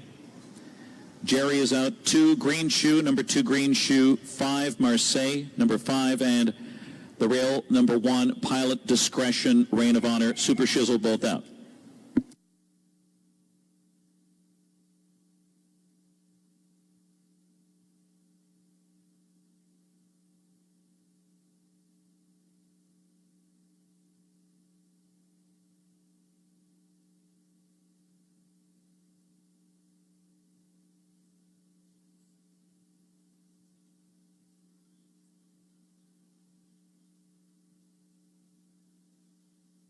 So now we have the correct drivers as well. So 8, Cantab Fashion, Scott Ciron. 7, Chimpanzee will beat Dave Miller. Dave Miller drives Chimpanzee. 4, Green Manalishi, Tim Tetrick. 9, Ostrich, Jimmy Tactor. Jimmy Tactor will drive 9 Ostrich. 10, Soul Strong, Dexter Dunn. 13, Don't Let 'Em, Yannick Gingras. 6, Forbidden Trade, Bob McClure. 2, Green Shoe, Brian Sears. 5, Marseille, Aki Svanstead. 1, Pilot Discretion, Andrew McCarthy. So again, Chimpanzee, number 7, Dave Miller. 9, Ostrich, Jimmy Tactor.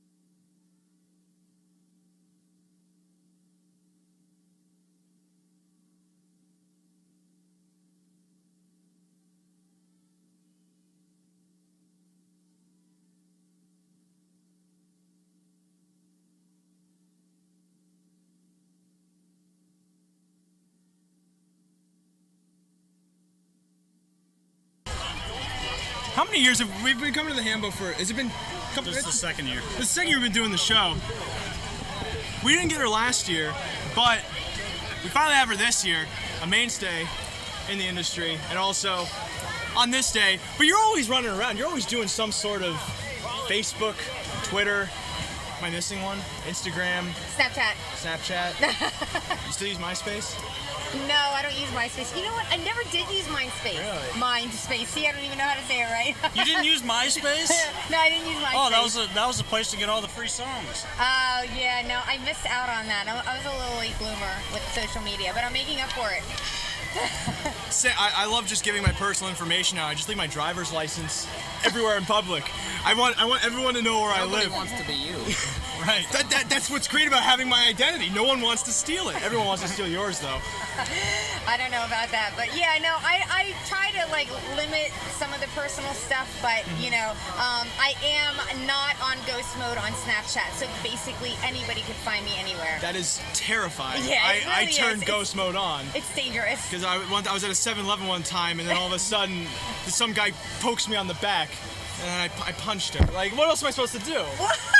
Like, you're telling me if like someone just tapped you on the back, you don't just go like that? See, I almost hit Mike. Oh wow! I almost hit. It's just it's like the New York in me. You're from Delaware, so yeah. Of course you may be a bit more, maybe less violent, but. Heather Vitale, did I even say your name? Did I introduce you? I don't think so. Hi. Yeah. You go online. You're on Facebook. Yeah, at least she takes her sunglasses off. Not me. You can learn a lesson or two. I wear these when I sleep. You are on Facebook on your own page. You're essentially a personality. The same way like you go on YouTube and you have these vlogger personalities that they could just be doing anything and then that's their brand. Their brand is just being them.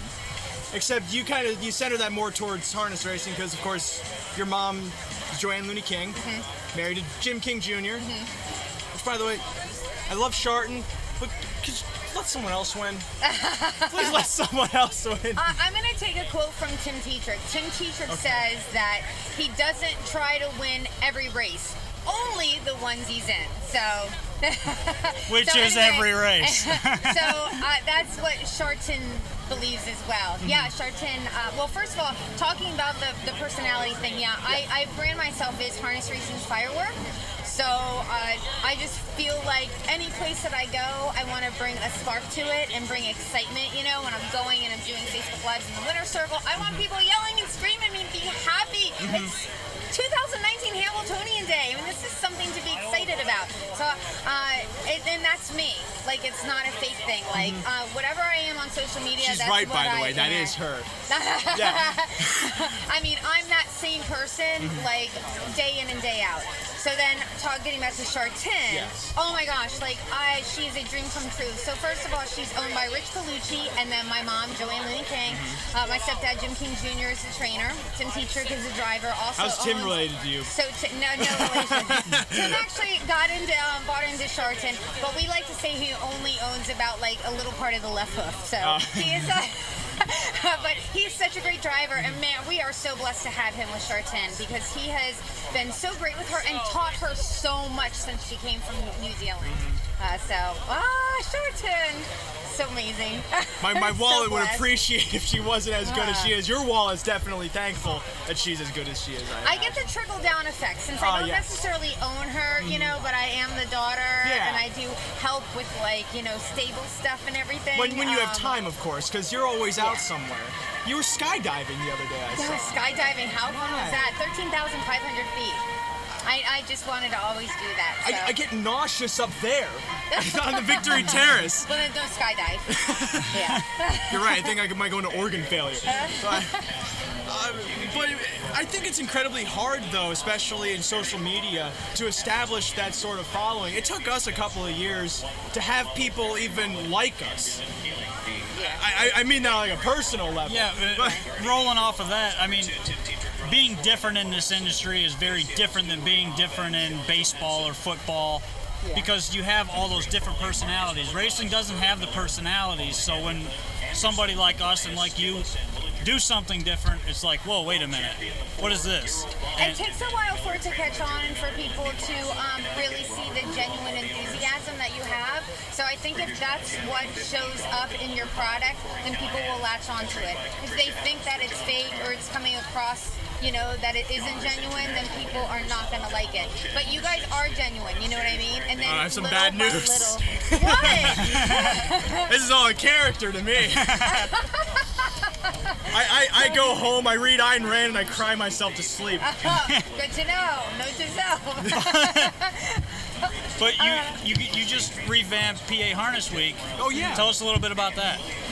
Yeah, so we've got PA Harness this week is on NBC Philly Sports, and I host that with Charlotte McBride. And it just came back. It came back last year. We had a hiatus of a few years, and then we brought it back last year. And our season is only 3 more weeks, but it's a half an hour magazine type show. We show races, but it's not all race recaps. We do a lot of interviews and features and stuff. And that's a lot of fun. Charlotte's great, yeah. Which, does she drive all the way down from Wilkes-Barre just to do that show? To Chester, yeah. Yeah, but I live further away. I drive from Harrington. It takes me 2 hours to get to Chester. And it takes Charlotte probably an hour and 15, hour and a half, I think, to get from Wilkes-Barre So to I imagine Chester. there's a lot of conflict between you two then, is there? Oh, you mean because I drive further? Yeah. Yeah, no, she's great. She carries the bags, is what you're saying. We have a great time hosting the shows together. That's what I'm saying. It's kind of fun, like hosting. I've never hosted a show like with another girl before. So last year, I think there was a little bit of growing pains, like us kind of getting into it together. And then this year, it's been so easy and so smooth, and we've had so much more fun. And I don't know, like if you can see, our personalities are coming out a lot more this season too. So, and then I do the show in Delaware called Post Time. Yes, that I've had for like 20 years. That's what I was gonna say too. Is you've been doing the same thing for 20 years. Yeah, but the same great thing. And it's different though every week. You know, there's always, when I first started, the people at the CBS affiliate where I have the show going, it's called WBOC, they said to me, they're like, well, we'll air the show, but how are you going to find more than like 4 episodes? I mean, and I'm thinking to myself, what? I mean, it's a sport. And we are now, gosh, I think up to 1,100 episodes. Anyway, it's been going on for 20 years, and there's been a new episode almost every single week. So add up the numbers. So anyway, yeah, there's always something new. We've done like 400 of these, and I'm already done. I don't know how you do 1,100. Well, there's always new horses and new people, and yeah. That's the good thing about harness racing is you get similar horses for about a year, and then it's new horses, and then it's new horses again, and then it's new horses again. So it's always that turnover effect, and I think that's one thing that's kind of made your show last a long time. Yeah, and then you get the horses like foiled again, you know what I mean, where you can talk about them over and over because they're just such a great personality. Right. Where is he? Why doesn't he race anymore? He's here. He was here earlier. He was post-breeding. Why was he racing? You know why. He's retired. Oh, he's no good. Okay. So he post-breeded today, but he's making an appearance at Shenandoah in Virginia. Okay. Ray will be calling there. And I'll be there. Are you going? Yeah, I'm going. I call the last weekend in August and the last weekend in September. Oh, so you won't be there in the middle of September then, the first weekend You are they open? correct. All right. I'll be there, I think, the 3rd weekend they're open. Okay, well, I'll be there, and so will Foiled again. So we'll be in Shenandoah. Yeah, but he's also making a personal appearance in Maryland at some kind of state fair, and so he's making the rounds again this year. It's pretty cool. How much is he an hour? Good question. Good question. We got to ask Ronnie. For Burke. Yeah, that's a good question for Burke. We should have had him on the show. I mean, he goes everywhere else. We had him on the show. We had him on the show up at Western Fair when I was up there in December. Right. That's right. Who, Foiled again or Burke? Mickey Jr. and Foiled again. Oh, nice. They were both on the show. Oh, that's awesome. It's the background on my phone, actually. Now, one last question before we let you go. We know you don't have a Hambletonian pick. You're not picking anybody. So, you got to tell us what you're doing here today. Oh, okay. So I'm doing the Harness Racing Fan Zone / Hambletonian Society / Meadowlands Racetrack fan tent. And earlier in the day, and actually it's Tradish, my best friend Ryan DeVilla and I come up here and we kind of man the autograph session, and there's always a whole bunch of free stuff that the Meadowlands gives us to give out to fans, and the fans go crazy obviously because who doesn't love free stuff? Right. And then we give out the big heads and just... Yeah, where's my big head? I saw you walking away with an Aki Svenstead big head, and I felt ripped off. I'll give it to you. Okay. Yeah, I'll give it to you. I got it laying over there. You want the Aki Svenstead I want one? specifically the Aki Svenstead one. I want to wake up in a cold sweat and have him staring at me. Okay, we could do that. I can make that happen. And we have a lot of people that come in and get their picture taken with the horse and sulky, and it's just a fun day. I really enjoy it because a lot of times I don't, like when I'm working, I can't have people talk to me like I'm running around like a crazy person, and this is a day that throughout the day I can actually meet people that are fans. Right. So, Hello, oh, nice. Hello, Heather. It's me, Aki. That's not even how he talks. That's not even how he talks, I know. We need to make him permanent part of the show.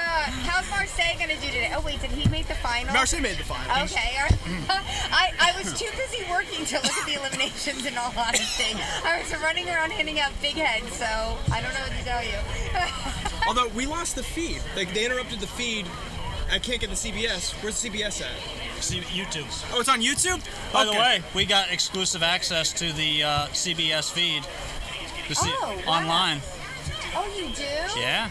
Oh, wow. It's about to show well, up. it's on also going to be on Sunday. CBS. Okay, yeah. Yeah, but so for people anybody that doesn't have CBS Sports Network at home can watch it right here online with NAHU Picks. Bang, bang. What's the channel? Hambletonian Society? Yes. Okay. So, Heather, thank you for coming by. for having me. We know you don't bet much, but you do a great job covering races. Thank you. And there's nothing more to be said about that.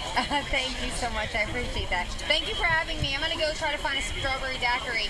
Nice. Yeah, I'm off the Find clock me now. one, too? Yeah, I will.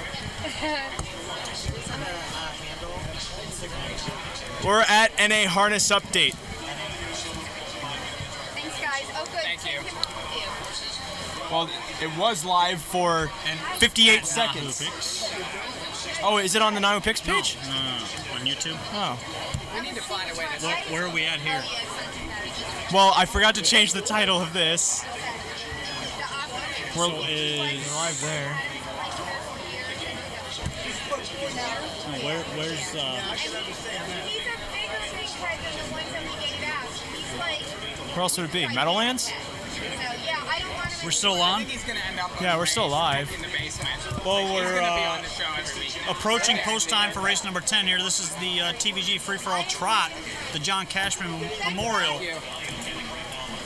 And definitely got to thank Heather Vitale for coming on the show there.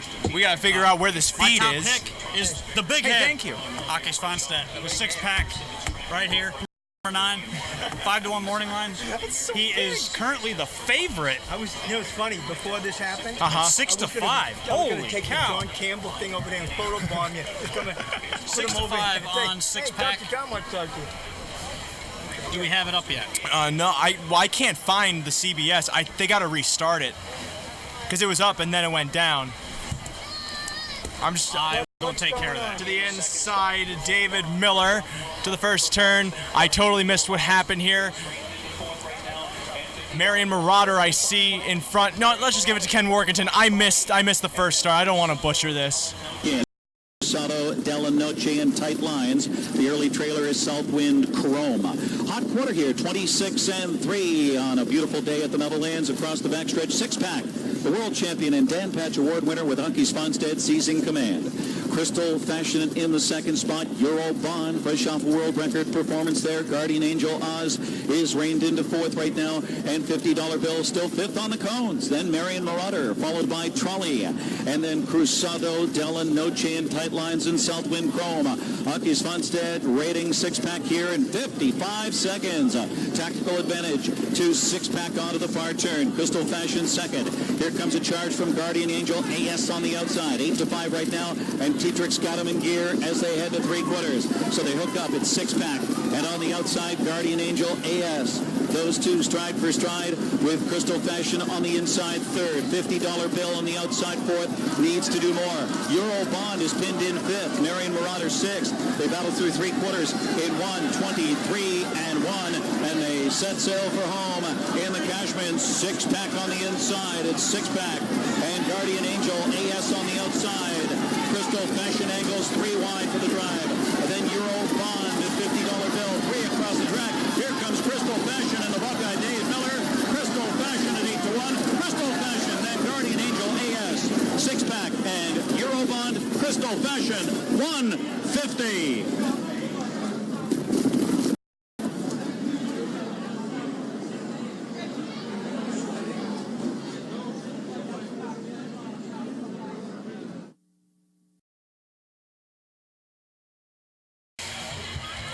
8-1 there on Crystal Fashion as he just went past Six Pack, who definitely should have had more in the tank than that. Yeah, but Crystal Fashion got another perfect drive. I mean, he was unbelievable. Inquiry. On who? I would like to know. I was like, what happened to my pen? Oh no. Here. No, I have another pen. I just lost my favorite pen. Oh, yeah. My Gelosity. Really? Oh, it's right there. Whew, I worry myself sometimes. Looks like 7294? Yes, 7294.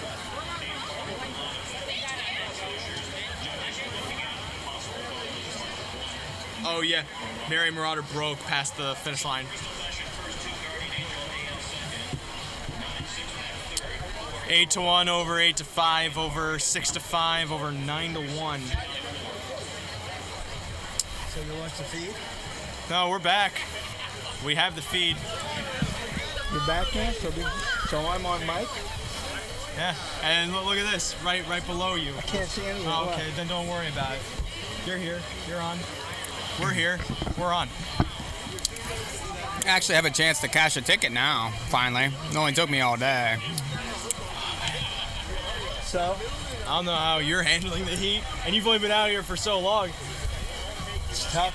It's really, there's a nice little breeze. Well, there's also the weather. There's a mist station over there that I'm going to hit up soon. If you look at the map back here, you'll see we have a high front coming from the top and a low front coming up tomorrow. What happened to that rain they said was coming out? Oh yeah, no rain there. The rain blew over. It's under that. There's something I gotta see here about this. So, has every one of Jim Campbell's horses won today? No, but they've all been racing really well. Sherry Lynn's Lady was second in the Doherty. Real Cool Sam won. Crystal Fashion won. I have a mic here. Oh. But I was talking. Well, I talked to Jim earlier. Jim Campbell? What did he say? And I was talking about Millie's possession, and the way he was describing her chances made it sound like he was worried that if she gets pressed, she might not be as good as everyone thinks, or she may be the one that has to go first up and tire herself out. But at the same time, I'm seeing how all the other ones are racing, and how they're all racing better than their form shows. So he doesn't know. Just like the rest of us. Jim? We don't know. You don't know. I mean, it's good. Jim has always been. He's had a hell of a day one of those so far. straightforward guys. He didn't. You know, he doesn't always walk around giving you PR. Jim always tells you what's happening, which is good. And that's what we were saying about Millie's fashion. Yeah, Millie's possession. Whatever the fashion possession. I'm surprised she wasn't a fashion. She's a possession. Because they're all fashion from Fashion Farms, him and Jules and the whole group there. But she's a possession. And not a fashion. It's not a fashion. Who's she by? Possess the Will. Possess the Will. Who, by the way, this might be the only good full by Possess the Will we have seen.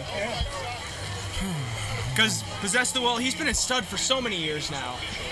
And none of his horses have really done too well. Well, today we want to just remember, what was his name? Power to Charm. We want to shout out to 2003 Hambletonian favorite, Power to Charm. A Hambletonian favorite who lost and was very, very sick that day, and we don't know what happened to Power to Charm. But we want to shout out to Power to Charm. I don't even know who the connections were at the time. I think it was John Brennan. Really? Yeah, I think that was the trainer. Wow. Okay. So, are we remembering anything else here on this? It's the 30th anniversary for me. This is my 30 years here at the at Hambo So you won't feel bad leaving in the next 20 minutes. 30. This is my 30th year of covering this outrageous event. I think you're saying this godforsaken race. Both sides of I missed that building. The tomb, as I missed that airplane. The Tomb over there. That's what everyone's calling it now, the Tomb? That's what I'm calling it, and I want That's everybody fitting. to start calling it that until it becomes the casino. I miss that building so much. And but here we are, and someone asked Brian Sears what horse he was going to race, and he actually had to say, "I'm going to talk to Melander," or as they're calling him up in the press box, Meadowlands. And I don't know why they're saying Meadowlands. I was listening to what Brian was saying, and then after he was done, I said, "That's a diplomatic way to say he's going to drive Green Shoe." I just couldn't imagine him, but he didn't mention anything about. Did he? Did you hear him say anything about chimpanzee or what? I don't know. I don't know what the. Well, he said he didn't like the post. He thought the horse wasn't getting over the track. He basically every excuse. Yeah, I didn't okay, like the post wasn't good. I couldn't get over the track. I felt some sort of compulsion inside of him. A lot of people were saying before the race. I mean, that he didn't look good coming up to the gate. There was some talk about why, and I don't know because I don't look at these horses, as you know. Mm-hmm. But as you know, I'm surrounded by people who say things like, "He don't look good, he looks good, he don't," and they seem to know more. They know more. Yeah, but how does he smell? I know nothing. How does he smell? I wanted to run down, but I couldn't catch the elevator. So actually what they're saying was before he did not perform as everyone thought. That's what happened. Now, of course, the great thing that would happen now would be great if he just needed that little. Well, first, here's Jim Campbell. Tell me what you thought going into the race, how the race would go. Well, how the race was going to go for us, it was our first step up against all-age horses. We've kept them with the 4-year-olds, which they were very tough in their own right. So I wasn't sure how he was going to handle it, and as it turned out, Dave gave him a perfect trip.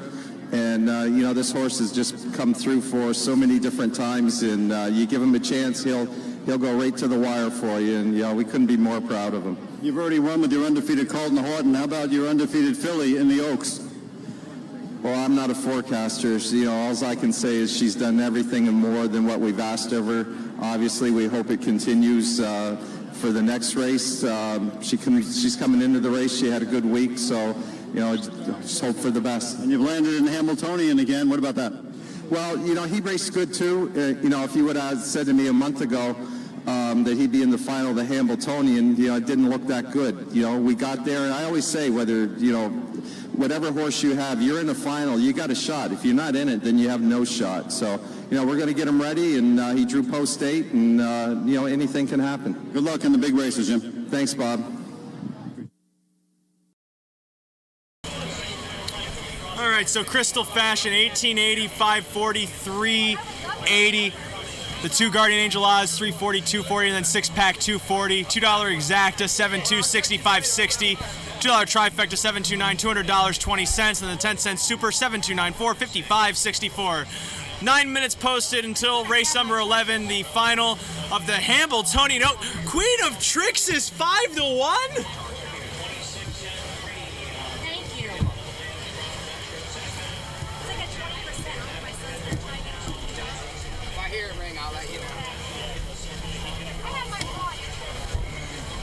Queen of Tricks is 5-1. Well, so if you played my pick 4 that was listed on the website, which it was a little bit of an expensive ticket, you're alive for a couple decent pays, especially the one that's coming back $2,500 for 50 cents. The other ones with the favorite 224, the 4 is 343, and the 5 is 339. So basically, your 3 favorites are between 2 and 350. And then the 1 is 2,500, which is Southwind Kasha, the Woodbine horse, right now 50-1. But I would take that. I am lost for words.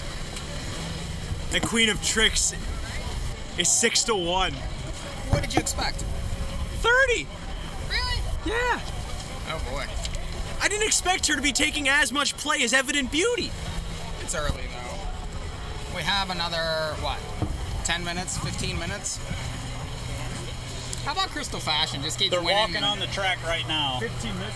Oh my God, you're kidding me. All right. They are walking out for the post Now, parade. do we have the CBS feed up? No, that original feed's not showing. Someone's lawyer must have narked. Yeah. Oh, we should. Are we sure about that? Like we Well, can't find it? we have the Meadowlands feed at least to show people. Okay. Here's the one Southwind Kasha getting ready to post parade, but then going back into the paddock by the looks of it. Oh no, she's coming out. Southwind Kasha, John Bax's first Hambletonian Oak starter. He owns with his back stable, and then co-owns with Glengate Farms, this Southwind Farms bred mare. Where's it up at? On the Facebook page? YouTube page. Okay. So there's the one. Southwind Kasha. We are going to quickly pull up the CBS feed. And I'll run through and give out some names for the post parade. Yes. So Millie's Possession's out next. The two, Millie's Possession, owned by Fashion Farms LLC, trainer Jim Campbell, who just won race number 10 with Crystal Fashion, driven by Dr. Dunn. Undefeated, 8 for 8. 8 for 8. Only made $195,000 lifetime, but looks plenty good enough to beat these. Yep. And won the elimination, making a first over move past the quarter. The 3, Sonic Grace, owned by Sonic Grace, trained by Ronnie Burke, driven by Yannick Gingras. And this is the second highest money earner in the field at $448,000 lifetime. Finished 5th in the elimination. What do you think of that elim, Mike? Well, I mean, I thought Millie's Possession was driven very confidently. You know, Sonic Grace had a perfect sort of trip. I mean, and really just faltered late. I'm not crazy about her in the race. I tend to agree with you there. Currently 22-1 long shot.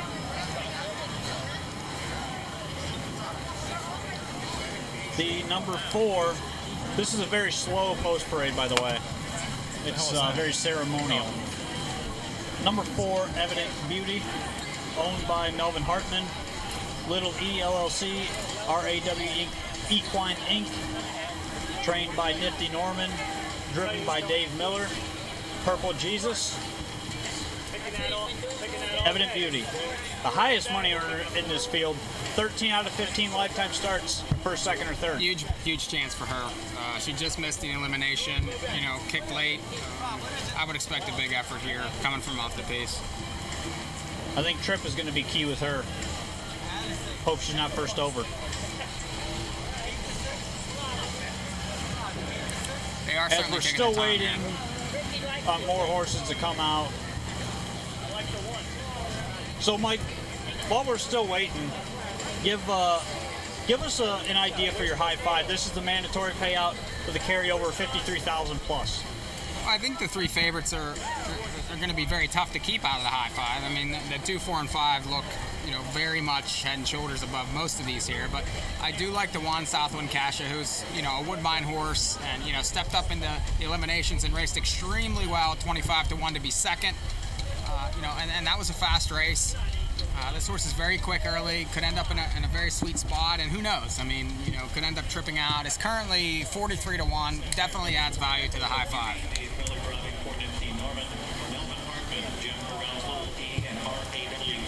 I tend to agree here. With a high five ticket, you want to structure it to where it's not going to kill your bankroll for the rest of the day. But I think between the 2, the 4, and the 5, they're all very similar horses. They all, speed-wise, seem to be very comparable. But for me, the elimination from When Doves Cry was extremely good. I'm going to keep that one on top. And then for second, I'm going to use the 2 and the 4. And then third, fourth, and fifth, just spread out. Use some long shots, throw in prices, you know, make the ticket worth it. I don't know. Speaking of my single here, I don't know if it's worth using the CBS stream. It's buffering too much. The Facebook stream is working way better.